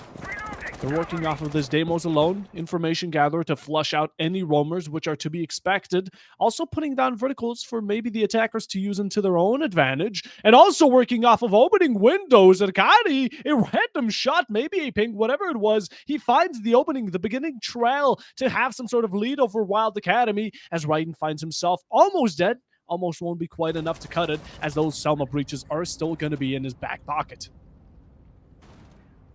All right, Raiden down to very low HP, but as you said, you know, he's still alive. That is what matters. He still finds himself coming out on top in that engagement, and Mats is down for the count. He'll be on cam duty for the remainder of the round. And as you mentioned, you know, there's no big vert play coming out in terms of any dedicated operators, but Raiden's bringing breach charges, Swiss is bringing breach charges. I think there's plenty of opportunity to play vert. The problem is there's an engagement being found onto Swiss, and there's another player. He tries to back off from an engagement with 2 players and immediately walks himself into a third. Garen is able to find that. Now the phone calls are coming through. Rorik might be able to give chase. The problem is Garen has plenty of space to try and retreat to. Zodiac now is starting to push forward as well to see if they can maybe get a pinch going. They have some rough yellow pings going, but at the minute they're waiting for that opportunity. There we go. They get themselves in, find that pick. Garen goes down. Advantage back into the favor of Ex-Itba. The second phone call to make sure that there's no re-aggression coming through to try and equalize that. No re-aggression to try and refrag anywhere. Now with this piece of wall open onto the bomb site, that's a very important breach that Raiden made earlier in the round. They might be able to get themselves through and plant in the one position that is at least a little safe from that vert play. And there we go, Raiden's planting already. It's a 3v3. Evan finds one, immediately gets traded by Rorik. Zodiac finds another, and it's only down to Sneak. It's now a post plant. Rorik and Raiden so low on HP. Sneak should be able to finish them off both with basically only 1 bullet, even out of something as small as the P10 Roni. Here comes the first engagement. He finds Raiden, but is he able to find the other 2? Time is starting to run against him. He's got about 20 seconds until he has to get onto that defuse, and the timer keeps ticking. He has yellow pings onto this second person. Zodiac goes down as well. He's got 10 to try and convert onto this. The player on vert is trying to connect this, but you're trying to hold a plant from vert that you planted because it was safe. He can see the elbow! Ex-Itba win the attack. It was a 3v1 post plant, and it ends up coming down to an elbow shot in a 1v1. What an attempt from Sneak, and what a round. What a plan from Ex-Itba. Wow. Oh, wow. That was really the tippy toes found out. The poor elbow being the decisive factor of who wins it out. A really good decisive strike coming out from the Mozzie, the final player, getting those major picks in. That was such a strong comeback, but in the end, it just wasn't enough. You played against the Deimos, a very unfortunate gun, especially with how quick the rotations and verticals tend to come out, especially with that revolver in hand, and even with a bit of shaky gunfire in the end, a couple of bullets is more than enough to finish the job. Wylde Academy, they lose out on round 3, but that's completely fine. We're still overstepping with 1 and still not ready to give up this type of position. It's a great way. We're up to this top floor where Wylde Academy had a really dominant performance. There was desperation from Ex-Itba to even make themselves kind of to pass over the admin side. They got admin easily, right? They got the hallway underway very quickly. But traversing towards the close-end halls of the site itself is where it tended to be a Wylde-sided game. They play it into their trap, and Wylde are looking to do the same. Similar position, similar lineup. On the other hand, ITBA bringing out no blitz. Still keeping that Fink on hand from Zodiac instead of Rorik is going to be an interesting switch up. Although Raiden hopefully won't be so low on HP this time around very early on and going to have a bit more strength, especially playing with that A key to 12 in hand. Zodiac taking us back a few metas and hopping back onto the Finka LMG once again. Still something that you can see coming out from time to time, and especially the healing capabilities. And also the something often overlooked, the reloading and ADSing capabilities of the finger boost. That is something that really slips by a lot of people. It does so much legwork for you to be able to take fights even when you're not expecting them. You can win a fight in the middle of a reload because you just reload faster and you ADS faster. That is an important factor, especially when you go into some of these executes. So Zodiac on the roof, just going to try and find some sightlines, some utility being expended up top to try and clear out this front desk position. And I think it will be cleared successfully as they get themselves into admin once again, and Rorik is down below to try and hold the flanks as well. So Ex-Itba all over the map, getting themselves into positions, drone work being done. So important early work, and not really contested by Wylde Cat right now, but we saw it in the very first round. It doesn't really matter how much space you give them on this side. They need to get a breakthrough going. And getting a breakthrough on this map, getting through this little hallway that divides you and the enemy is something that's not going to happen without casualties. So waiting until that occurs, for now, everything is silent. The calm before the storm, if you will, Puffo. If I will. The snowiest of seasons. The first team to start the snowball and pick it up is going to be Wylde Sneak. Getting onto Rorik's case. Finding out the Nomad. Flanks prevented, not as much anymore. As a bit of damage for Sneak is going to be quite deadly. Walking into these Fenrir is going to be deadly. 45 seconds right now.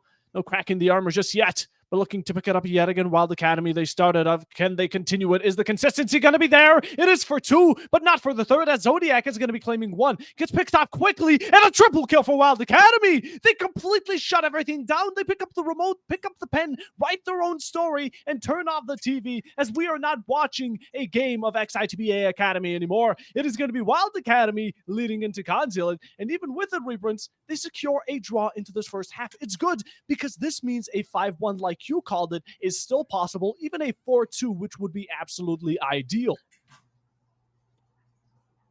All right, with that, I mean, Wylde once again win out on top floor, and decisively so. And I feel like I'm starting to understand why Consulate is so defender-sided, especially this top floor bomb side.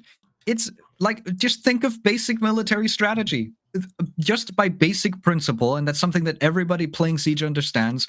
It varies from meta to meta, but usually the defenders are more favored. Why? Because the attackers are the ones running against the clock. They're the ones that have to push. They're the ones that have to do something. Defenders win by doing nothing. If everyone doesn't move for 3 minutes, the defenders win. That is their advantage inherently. They're always going to have this, right?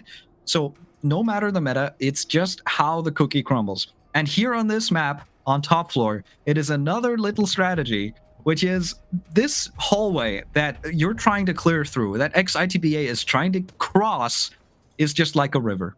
Have you ever tried attacking over a river? If there is no bridges, and there really isn't in this hallway, there is no lifeline, there is no cover for you to move through, you're just walking through a completely open space that is absolutely not playable for any extended period of time. It's impossible. How are you supposed to do this? You need to attack from somewhere else, and even that on this map is quite the difficult task. So with that, Consulate very defender-sided, understandably so. and we move over into basement as we finally get ourselves away from that hallway, and Ex-Itba will be very happy to do so, I think, at this point. Top floor, rather, will be locked for the remainder of this first half, leaving us with a basement for now, which was the most promising for Ex-Itba. So they now have a chance to try and make up for this, see if they can at least secure a 2-4 split, which could be good enough. An early trade, Zodiac is inside of the site. The execute is just happening already, Puffo. Yes, it is. It's getting down to the wire here. More people pushing into gunfights. And oh, you have to watch your right, Sneak. Rorik is swinging by, and you're the one being swung. As Raiden, he's putting the hammer and the nail right into the coffin of Matt, putting him in that casket 6 foot below. And one more player remaining for Wylde Academy, who were looking to stop out the burying of the hatchet that Ex-Itba put up for the first 2 maps. But now it's slowly simmering down as one more player remains. Yet again, earlier, it was close to a 1v3 situation for the Mozzie player. Yet again, we see the Mozzie in action, but we see him out of it very quickly, as mentioned by Rorik, who is in a very dominant spree this time around. A drop shot won't be working, as this simply is not Call of Duty, and Ex-Itba get a second round under the rug with it, though. Really well played by Ex-Itba. I love how both of these teams are still not dropping any sort of mental. They're going all the way through, and at the same time, Wylde Academy, we have picked it up.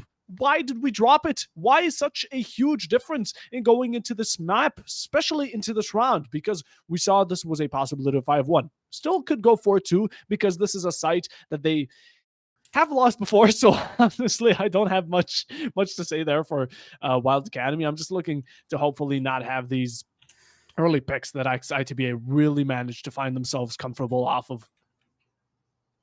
I mean, it might be a little too early to tell, but that round could be a backbreaker for Wylde's entire remainder of the series. It could be a very short affair from here because not only did Ex-Itba manage to win the 3rd bomb site, but now the fact that they've won the 2nd bomb site over on basement so decisively, in fact, it's quite difficult. And especially considering the pacing that we've had between these two teams.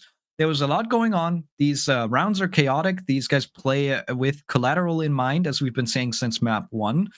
But that just now, it was a rush. And we said that rushes so far haven't worked. And this time around, it just did. Zodiac just walked into the bomb site. They ditched the blitz idea. They just walk somebody with an actual gun into the bomb site, and it works out for them. And I think that discovery for Ex-Itba might be the decisive blow to really have Wylde reeling. And it might not be enough for Wylde to recover this. Once again, you know, you might be looking at it like, yeah, okay, if Wylde win this one, it's still a 4-2 split. That's still good. But we're on Consulate. This is Consulate. You basically need a 5-1 split. If it's not a 5-1, ITBA have so many chances to close out this map. And with that, close out the best of 3. Or best of 3, I'm saying. I'm getting ahead of myself. A best of 5. But, like, my goodness, it's it could come back to really haunt Wylde. You're not particularly wrong. It is a best of 3. If Ex-Itba right now have the best 3 maps going in their favor. Bemsy, though, I don't think he wants that to be the case, as he finds Rorik. A second one, nicely shot out. Zodiac, a star in the sky, completely just shut out of the question. Matt's following along, though. Be that as it may, he's going to be the mute, facing the consequences of what happens when a bullet lands between your eyes, building a very nice foundation yet again. Ex-Itba below the barrel, facing against it, some could say, with one player down. Wylde Academy looking like they could have another potential round. A 5-1 would be great, but a 4-2 is still acceptable. Garen is looking to at least get something, if nothing else.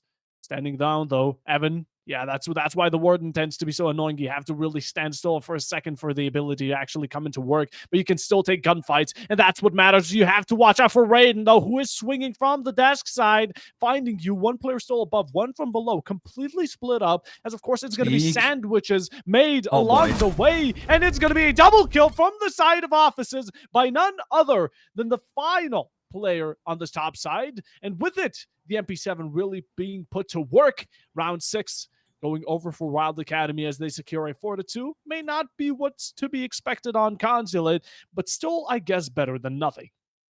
Ex-Itba is certainly not happy about that play, but his name is Sneak. You need to be expecting this play. Like, it's just, you know, this should just be the way that this goes. Well, Sneak, the absolute champion of just waiting patiently for something to come to him, and I mean, I don't even need to use my own words. I'm using his words. It worked out perfectly. It couldn't have gone any better. He got both of the kills. Definitely. He was just sitting back. He was really enjoying himself, on that top floor, waiting for everything to come to him and putting the defense into definition. As of course, the defenders are meant to wait for the attackers to approach, and Sneak put that role into full effect. As of course, Wylde Academy now going towards the attack. Reprints. I don't want to necessarily be outstanding when I call this, but I think this is going to be a rush. You're judging that off of what exactly? I have no idea what would possibly give you this inclination. I don't know. It's just a gut feeling, It's a gut feeling that Wylde right now. Oh God, this is gonna go horrible. Oh, I can Well, already feel at it. the moment, Sneak is standing in spawn, waiting for Garen to, there we go, clear the default camera so that they make sure that Sneak does not get spotted by any of the default cams outside. That is dedication to hiding the Amaru right now. They're really making sure that they don't know what's hitting them. They want to have that Gara hook be completely unexpected for Ex-Itba and potentially be paired up with a bunch of Yinkandelas coming up at the same time.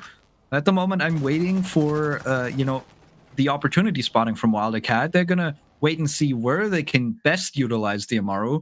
And at the minute, I can see that the diffuser is in the hands of Matt, so I don't think this is going to just be, your usual Amaru gets in the building, tries to plant, gets smoked, hops right back out. This is what I've seen on Consulate plenty of times. I think this is going to be an actual, back to release day Amaru rush play.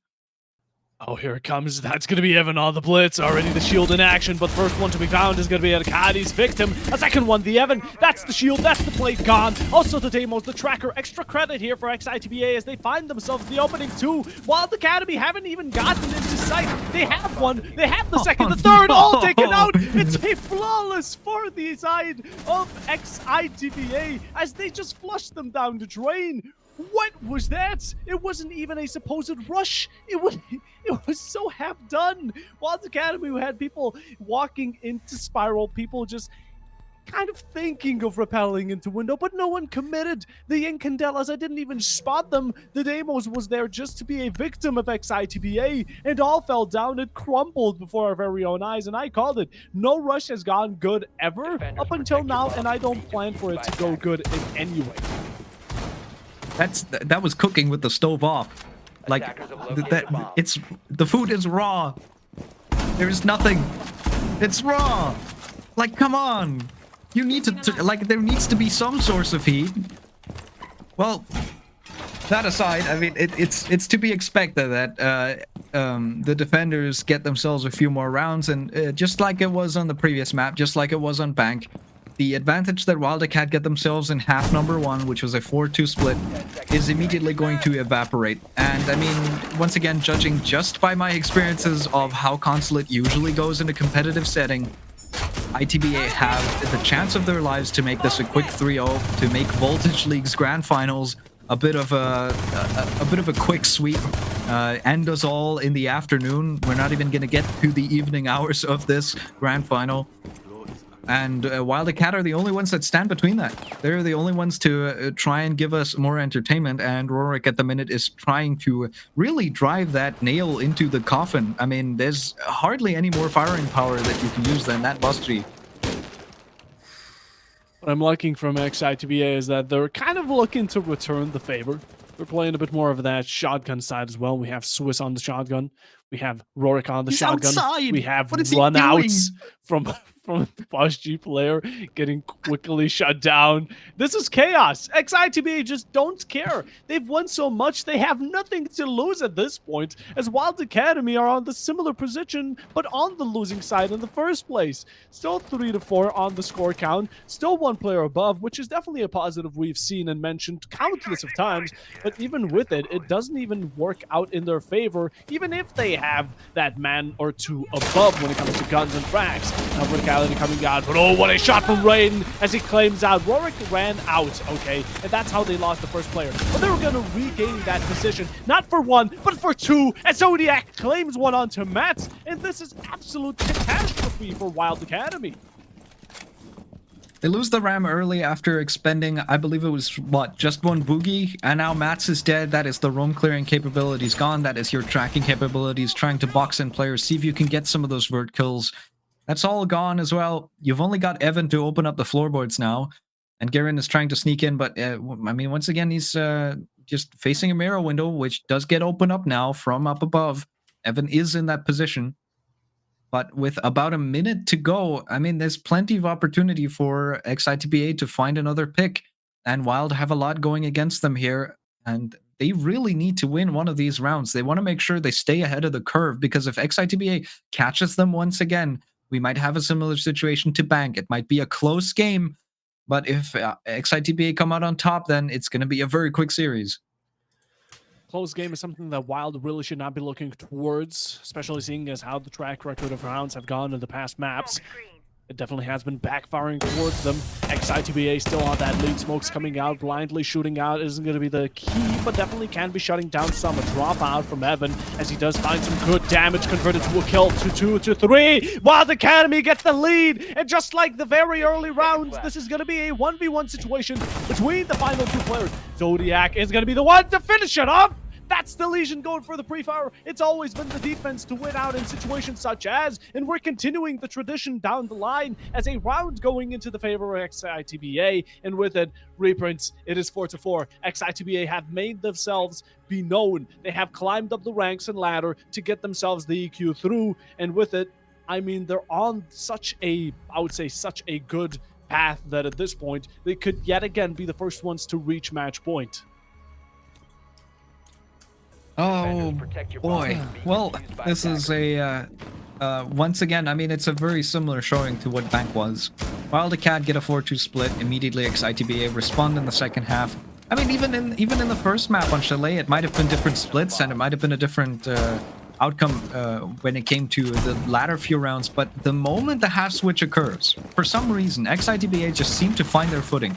The moment round 7 starts, when it commences, Ex-Itba are like, oh right, we're supposed to be playing the game, and they absolutely run through their opponents for a couple of rounds. Wylde were able to stem the bleeding inside of Bank, at least temporarily. So the question is, do they find any sort of lifeline like that here on Consulate? Arguably, it's going to be quite a lot more difficult to find that. But if they do, and they will have to, otherwise this series is over. If they do, we might still have a chance at Lair. We might. Come on. Wylde, you've got it in the bag. Please pull everything you have. Make sure that this isn't a flawless 3-0 sweep. Make sure that you have some sort of chance. I think Lair would definitely be something benefiting you if you get to it, but Consulate is just a burden you need to pass over. Some sort of track that you need to get past, and something that you need to lock in for, because right now it's a bumpy ride Ex-Itba Academy are putting you on, and even though they are kind of playing into their own game, Wylde Academy, put up your own board. Make sure to put your own rules and standards into play. Right now, possible C4 from below by Raiden is very cautiously making its way through. Any kills could be popped. In the meanwhile, Deathmark still yet again this. It's surprising that the Deimos hasn't been banned just out yet. Drones coming out for information. Rorik coming out on that kill feed on top of Bimsy as he's finding the content that could be a huge operator and a huge opening kill for Ex-Itba to start us off yet again into round number 9. Rorik's been hitting some very important shots. It's an incredible player for the side of Ex-Itba, and he's found massive impact time and again. This time he finds the opener onto Bimsy. That is, the Dokkaebi down before any calls can really find some value. Sneak does find a trade onto Edkari elsewhere. Garen does find one onto Rorik. That's 2 important players down. You've got a bit more to work with, but Zodiac immediately trades onto Mats as well. It is a bit more of an old style, a bit more of a map 1 type of round, as we've got a big back and forth going through, and Sneak is tracking Raiden at the minute, so both of these players can scan one another through walls. At the minute, it is the attacker hunting the defender, and Evan goes down as well. Zodiac, he's already on double digits at the start of the round, and now he finds himself on 12. And with that advantage, Ex-Itba, they might be able to take the lead here going into this 10th round, which would leave them in the lead for the very first time here on Consulate.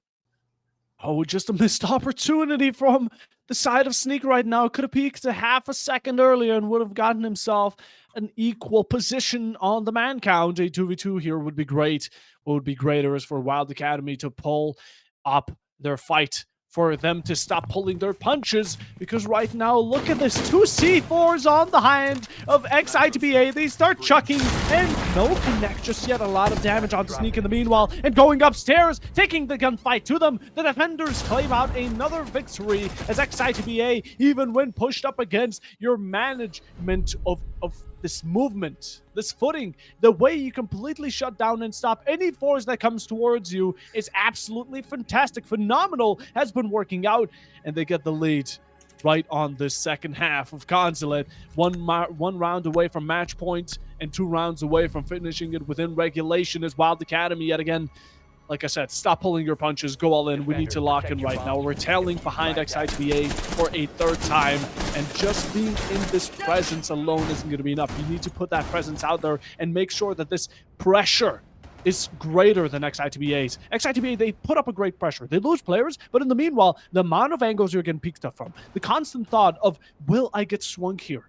Do I not get swung? Do I want to be cautious? Do I want to be fast? So many questions that get put up for Wylde Academy that they just can't answer because of how many situations Ex-Itba put them under. Like the run out from Vigil, it was random, right? But Wylde later on, they were thinking, yet again, is this how aggressive they're going to play? Are they going to simmer down? Are they going to play a bit more cool? No clue. And Wylde Academy has just not been putting up that pressure onto Ex-Itba and have been giving them a lot more headspace.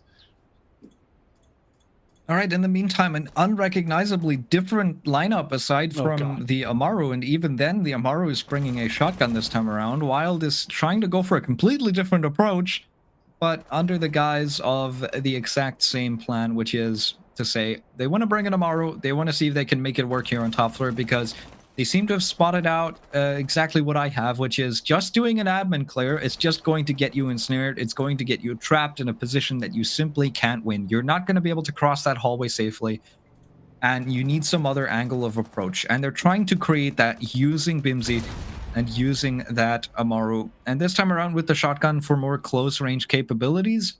I'm wondering how this is going to pan out, and I really hope for Wylde that they don't do the same thing as last time, which is just trying to enter the building one by one, using utility here and there, and just getting picked off by Ex-Itba. So there needs to be more of a consolidated push, there needs to be a bit more of a coordination, and they need to look for openings out of Ex-Itba, and they're really not giving them that many.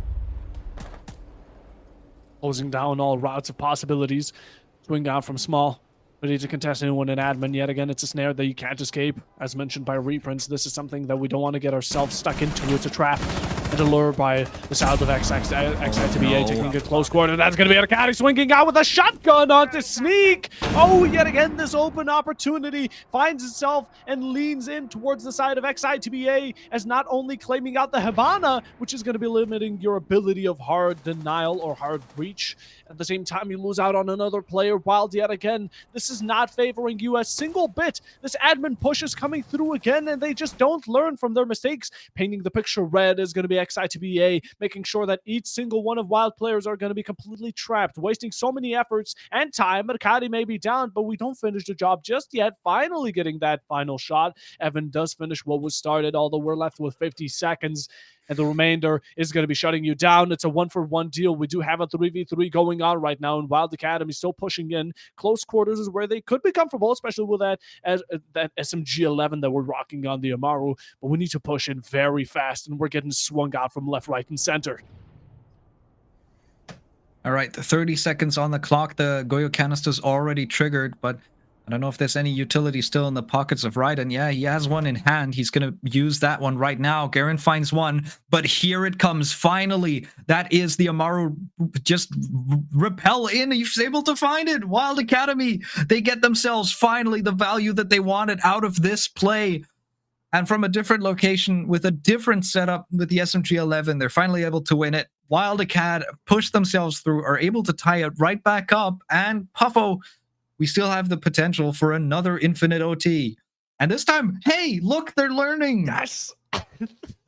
It's like a puppy. Yes, they know what they need to do. They're learning from their mistakes. Finally, we see it unfolding before us. Wylde Academy, they won out on round instantly. Tactical timeout. Call it 5-5. We need this match point. Take the timeout while you still can. You get 1 per map, and it's free. Costs you nothing besides a quick chat that's well strategized, well planned out, and you can definitely expect a lot more than the enemy team. So definitely putting that advantage into account. You win a round? That's great. Ex-Itba may be on that defense, but let's put it together. Let's put our heads together. Let's think, how do we win this? Where do we go about it? Where did we go wrong? And how do we go right about it? And what do we change? So many questions. Hopefully they answer them, because right now round 11 is going to be underway any second. And yet again, second floor is going to be underway. A second attempt from Ex-Itba. As you know, they don't want to first time it. They want to give a second chance to a certain site because they saw how strong it tends to be, and they can definitely play into it because it was close to some degree. That 3v3 was really sticking out like a sore thumb. But Wylde Academy, they managed to just burst through that line of defense, completely change the fate, and have it go in their direction, as right now they're looking to make the same. Yet again, a similar lineup, especially looking towards that Amaru, and at the same time, we're bringing out the strengths that have worked before. Yet again, the Deimos, the Grim, the Kali, quite questionable, but hopefully that's a part of their plan that does manage to make a difference. At the minute, it's looking like the Kali might be swapped out, Sneak thinking better of it. Instead, the Lion at the moment being hovered. Looking like that might be confirmed. Yes, it will be. So once again, the Amaru is being brought out. It has worked once. It has gone against them once. So there's definitely the opportunity to try and make it work this time around. They've had the opportunity to use this, tactical timeout. And this time earlier, before the match point opportunity of their opponents arises, and I'm really, really hoping that it pans out for them. And I hope that they don't get punished by, not having that tactical timeout once we get to round 38 of Infinite Overtime, because maybe you would need it then. Hopefully that's going to be where both of these teams strive at their best, as Wylde right now are the only ones down to the wire. There is no one besides Ex-Itba shut them down very early on into this best of 5. It's a best of 5 for a reason, because we want the grand final to go all the 5. We want that number to be put into account. We don't need a 3. We need a 5. We need this prerequisite to be set as all maps are intended. Over time, maybe it's going to be unlimited, but at the same time, Wylde Academy, this is your chance. This is your shot at the title to even claim out 1, if nothing else. Picking it up. Yet again, we got that round in. We had a bit of a talk, and they definitely shortened the life expectancy for Ex-Itba right now. They put that lifeline into account, called it up. Raiden, though, he's going to be taking off Bimsy's life. That's a huge pick. Oh, Deimos, a great loss for Wylde Academy right now. So early on, as a minute and 30 remain, verticality at an all-time high. We see Smoke Babes even getting popped off. A nice rotation was made. Yet again, not much contention from Wylde themselves, that they're just looking to get this plan to bait out as much as they can with the vault-in jump-out situation, or should I say strategy, from the Amaru. Raiden taking some damage, and Grimby's revealing as much as they can. Oh boy, the play from down below is the most important thing of this strat. They need to keep the player down below alive, and Mats is able to find one. Raiden does go down. That leaves Wylde with an advantage. Once again, it is about who can get onto match point first. Match point opportunity is what's at stake here. We've got all 12 rounds of regulation. And this 11th is going to decide who goes into the last one of the regulation with that advantage. And some Smoke Babes have been wasted. Raiden is now dead. No more denial. Except for the C4s that are potentially in the pocket of Swiss and Erkari. The first one connects. That's Evan down. That means no more quick repels in and out. You have to go the slow way. You have to repel first. You have to go for that wide swing in. And that might just get you punished. Mats is still down below. He might be able to go for a rotate, but if he doesn't hold below, somebody could sneak into this position over here. Garen does find the kill onto Erkari, importantly, and now the plant might get stuck. Mats has rotated around, and now the swing comes through. Is it covered enough? Yes, it is. Plant comes through, but it turns around. Garen is all alone. He has to cover against 2, and they might be able to coordinate to go for a jump out together. Immediately, you can see that the Melusi has dropped down below. Time is working against them, but they've got plenty of it. They just need to find one. All they have to do is kill the player that's on this rappel. And Garen is holding on for dear life. Here it comes! And Swiss is able to find it, but both players are downstairs. Let's hope they make it back up in time. They should have plenty, about 10 seconds left right now. But it's gonna be quite close. Zodiac, you gotta run for it. 10 seconds, and yeah, there we go. Ex-Itba so close for Wylde to get themselves onto match point first. But no, once again, it is the team that is up 2-0, getting another opportunity to close out a map, and this time it's not just the map, it is gonna be for the whole series. What a swing out from Swiss. That completely changed, or should I say flipped the table, as Ex-Itba went from 0 to hero with that play. They were at a disadvantage. They were against the plant. Last second, they shut it down. They get 2 kills, and all of a sudden, it's a 2v1. Now, honestly, in that position, you as an attacker have not much you can do. There is only gambles you can take. At that point, the player could have gone into a line of sight where he can handle both windows at the same time simply by looking forward and straight. At the same time, he could have just watched out for the diffuser, vaulted in, gambled, and hoped that no one's inside themselves. There's so many different routes the attacker could have taken, and Wylde Academy, it wasn't the fault of that final player. It was only the issue of how you lost out on that lead in a split second. Just like that. A snap of the fingers, and it's all gone like that, if it never was to even be there. Now, going on to match point, you said it, Reapers. This is it. It's either going to be the final round of the best of 5 grand final on Voltage League, or Wylde Academy, they pull it back just for a bit more, manage to even win out on Consulate and bring us to layer, which I'm really crossing my fingers to see. And Wylde Academy, I hope we're on the same page here. Continue the streak, go into the unlimited OT option, and get yourselves a nice fat W, at least onto Consulate. Well, for the sake of, I think, just, you know, entertainment, and for the sake of really, like, even just not for Wylde winning, but for Wylde keeping the series alive, and for Wylde showing that they're competitive against a team like Ex-Itba, that really proves that they're a good team. If they can win a map against these guys, who are currently, I mean, absolutely the kings of T2, and they have been for a while. It is a team that's been together for a while and has had the time to find the cohesion, with Swiss being the newest addition. I feel like if you can take it to these guys, right, you're proving to yourself that you're worthy of potentially being picked up. And inside of the Siege ecosystem, that's very important. It goes to show that there's something that's worth bringing along. There's something that you can bring to a team that nobody else can. And if Wylde can prove this, they may have a good chance going into some of those qualifiers coming up and scheduled for next year. But for now, I mean, it's do or die inside of this Voltage final. And at the minute, it's about nothing but that. It's just about Voltage. And Zodiac actually finds the first kill for Wylde as he accidentally kills his teammate, but immediately he's able to find another kill. The problem is a lot more are going the way of Wylde Acad. Ex-Itba lose 3 players in this process, and it's only down to Erkari and Swiss. We have to face up against 4 attackers. Otherwise, Puffo, we have another overtime on our hands.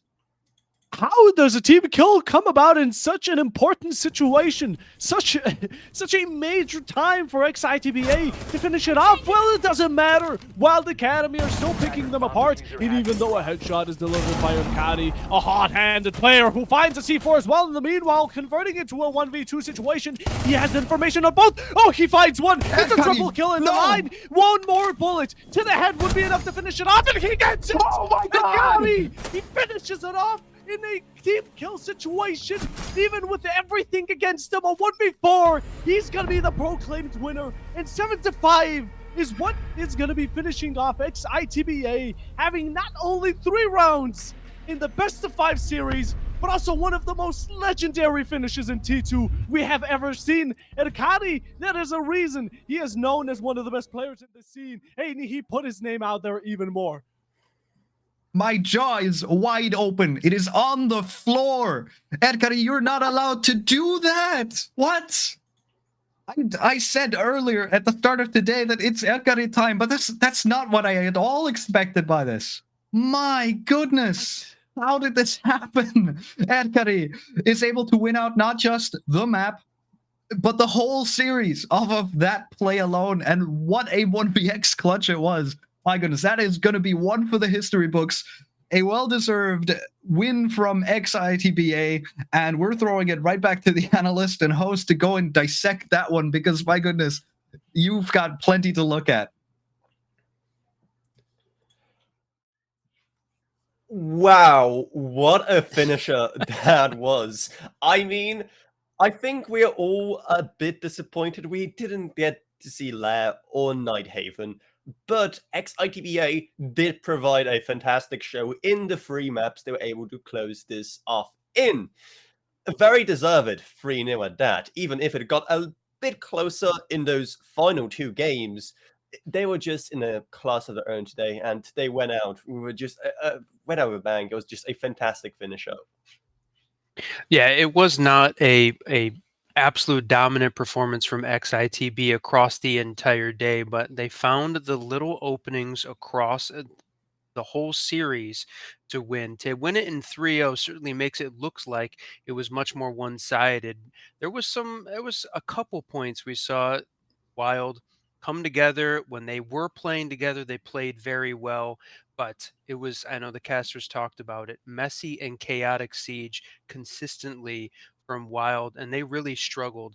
Taking late timeouts, failed rushes over and over again, unfortunately, and not really capitalizing on any of the opportunities that Ex-Itba roster was giving them. Consistently closing out rounds was a problem, and in the end, consistently closing out maps was a problem. Ex-Itba did the opposite of most of that. Very few plants, very confident, very just great swings, great utility clear, and they took advantage every moment they could. Yes, and with all of that combined, they were able to close it out in 3 maps. Wild Academy still put on a very good show. There was still some really great plays from them, but it just wasn't enough. Now, there's a lot to go through there, and who better to go through all of that than one of the winners? So after a quick break, we'll be going into an interview with one of the Ex-Itba guys, so you can get even more info from the winning team themselves, so you can get all of the details about how they managed to pull that off. So don't go anywhere. After a quick break, we'll be back with said interview.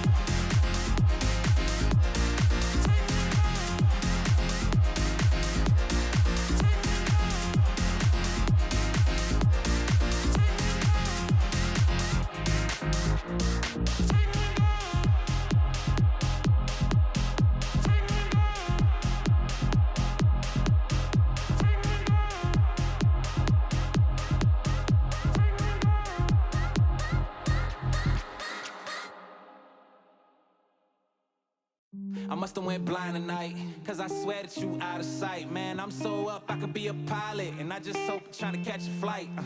So let me get the digits, I call right now if you with it. I seen 1,000 pretty girls in this room, but darling, I've been looking for you. I've been searching, it's so hard to find a girl who's one of a kind. Cause being alone just isn't cool. I'll take 1,000 trips around the world just so I could find you, girl. Cause darling, I've been looking for you. Yeah, I'm looking for you. For you. I'm looking for you. For you. Let's get it now. I'm so up, I could be a pilot. Be a pilot. We could be a pilot. I'm so up, I could be a pilot. Beat. Let's get it now.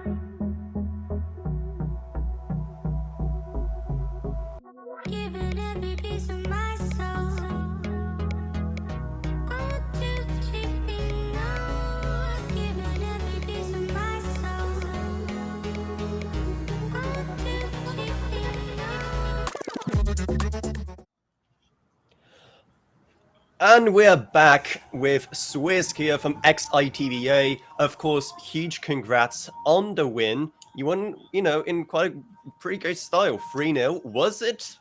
Yeah. Did you expect going into it it's going to be a 3-0, or did you expect it to be a bit closer than that? Because, just looking at the scoreline, you guys kind of swept. Obviously, looking at the scores of the matches themselves of each map, it was a bit closer, but still, did you expect it to be a 3-0 match overall?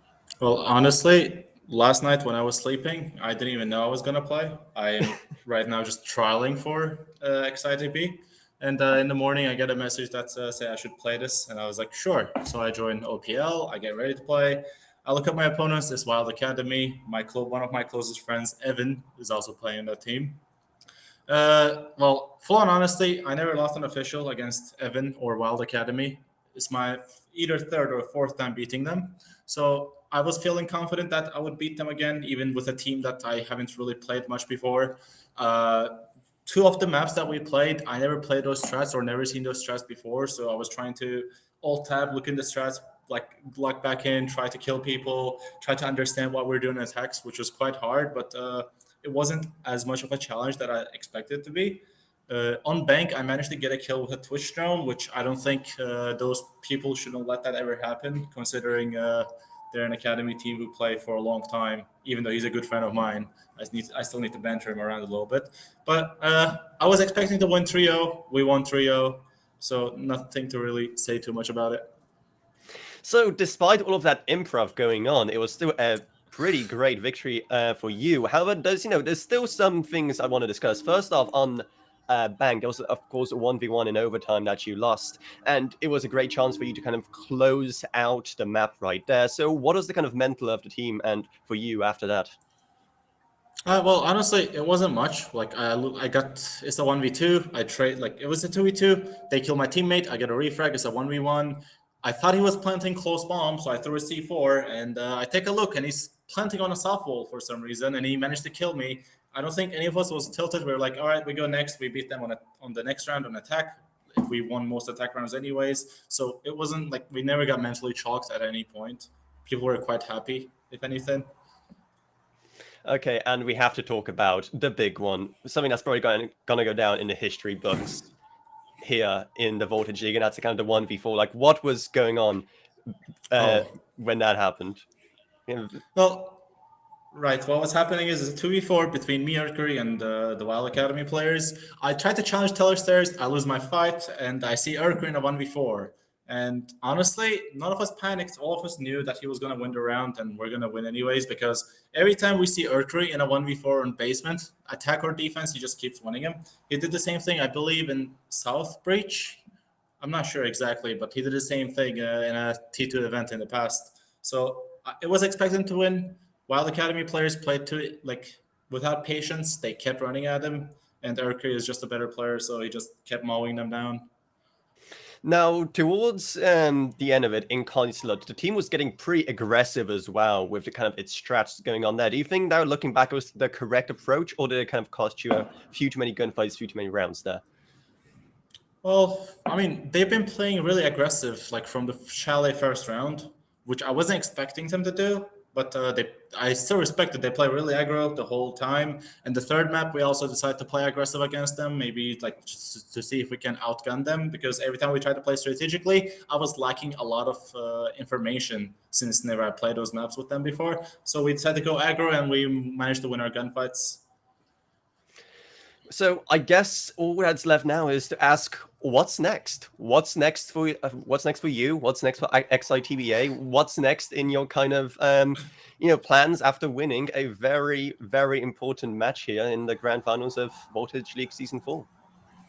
Honestly, that's a good question. Honestly, I don't know if I will get picked up even. So for my goals right now, do my best in every trial, scrim, whatever. Also, I have in 2 hours I have my own scrims with my own team, Bon Voyage. So I'll be going back to scrimming with my own team as well. So my personal goal is try to get picked up. If not, I will win Rumble with my own team. And if I get picked up, I will qualify to Rumble again on the 8th of January. So I wish Raiden the best. Like, if he picks me up, he picks me up. If not, he doesn't. Like, not a big deal for me, but I'm pretty sure they will do fine no matter what they do.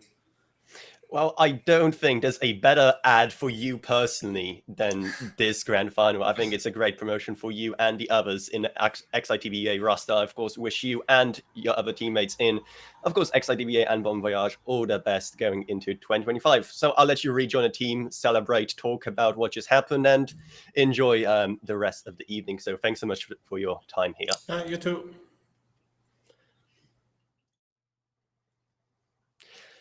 Now, so we got quite a bit of info from Swiss there about what went down. I mean, were his answers pretty much what you expected? He provided some pretty great kind of breakdowns of some of the key moments, and overall, he's pretty happy. We're pretty happy. It's a pretty great kind of end of our journey there. That's right. He definitely should be happy. They won the Voltage League Grand Final. They came up strong. He showed himself and his team in a great light. We know this is a team that is trying to get picked up by a new org. And I think they did a fantastic job. 3-0 really showed what they have and what they can do, that next org that's looking to pick them up. Now there's one more matter for us to settle. We talked about it subtly and not subtly that there is a giveaway going on throughout the entire stream. And now it's time to, of course, pick the winners. 4 winners to be exact. So, producer, spin that wheel and see who's going to be the very first name lucky enough to take all those credits home. Because yes, it's not the teams themselves who are winning some money. It's you guys at home as well. Well, not money, credits to be specific. And yes, there is our very first winner. Congratulations. Our producer will be in touch, but we still have 3 more to go through. Spin our wheel again and see who is. That's right. And High Tech Chad was one of the observers running, so fantastic for him to be able to get something for part of that time. Timash, our second winner. Congrats. I'm certain he is very happy listening in on our call in right now. Okay, that's 2 of the observers in. There's our third winner, NRB5859. Congratulations. You'll also be getting your share of those credits. And our final one, please spin for the last time today and in this season altogether. And this, this whole, it is going to be Mom Hain as our final choice. Guys, enjoy those credits. Spend them on all of the black eyes on the marketplace that you want. What would you get if you won those credits? Ooh, that's a great question. And there's so many great choices. I mean, the new elites that have come out, the Maestro, the Gridlock, those seems like probably the first places I'd be looking. How about you guys? Oh, I don't know. I'm kind of loving that brand new Gridlock Elite, but I'm still hoping out that my main Aruni is finally going to get one soon. So I would have just probably saved them. Reprints, I mean, yeah. I think it's a no-brainer that we would have gone for Shirtless Chanka. Shirtless Chanka is the way to go, I think. Personally. Yeah. What do you mean you don't have that already? No, I don't. I sadly don't. I am very disappointed. The only Chanka skin I bought was the Lord bundle. Okay, so I think I'm forgiven here. Fair enough. I mean, I'm sitting on a few credits at the minute, but the next R6 share bundle is only a few months away. So whenever those roll around, I'm always picking up at least some of it. So there's always credits going into the R6 share program. Yep. Giving back to that esports community with that. But anyway, that wraps up season 4 of Voltage League. Another fantastic season. What a way to end it. And guys, I'd like to thank all of you for joining me in this adventure. It was just a phenomenal finale. So thank you so much for covering it, going into all the details, being there in the middle of the action every single round. So before we kind of wrap things up, is there anything any of you would like to say? Let's start off with Perfect Bob. Any kind of final closing words? Been a pleasure to be a part of Voltage League Season 4. Was a fantastic way to finish it off with Akari. I will definitely be messaging him. I mean, that was amazing 1v4 in the end. Yet again, though, has been a fantastic couple of matches we've had. Today was also the best. Was hoping for all 5 to come through, but it is what it is, and I am very happy to be a part of it. Reference, anything from you? Well, I'd be remiss to say that we're not all mourning the loss of a potential lair in a grand final. And especially the potential of an infinite OT layer in a grand final. Well, we'll have to wait until another day for that one. But I mean, I get to cast with Puffo. That's all I'm here for. So I definitely succeeded. And last but certainly not least, who helped me out here on the desk today, our wonderful analyst, Whiskey Run. Yeah, thanks everyone for watching the Voltage League Grand Final. Thanks very much to the casters. You guys did a fantastic job. I know we would have loved to have seen Layer. We've talked about it the whole day, but that will come in one of those future maps. So thanks very much. And then to our host, thanks for taking us through this fantastic Grand Final. And big congratulations to the Ex-Itba Academy roster for winning 3-0. Yep. Congrats to the teams. Congrats to you guys. And congrats to everyone watching at home, I guess, for watching. That doesn't make much sense. Well, thank you for watching. And thank you to Voltage League for allowing me to, host another season of this. It's been great. And here's the next one. So from us, it's bye-bye for now.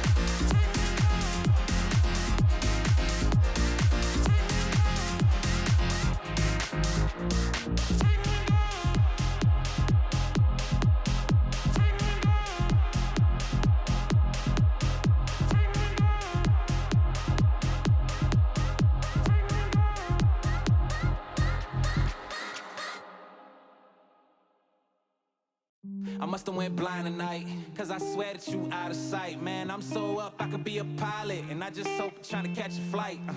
So let me get the digits. I call right now if you with it. I seen 1,000 pretty girls in this room. $1 and I've been looking for you. I've been searching, it's so hard to find a girl who's one of a kind. 'Cause being alone just isn't cool.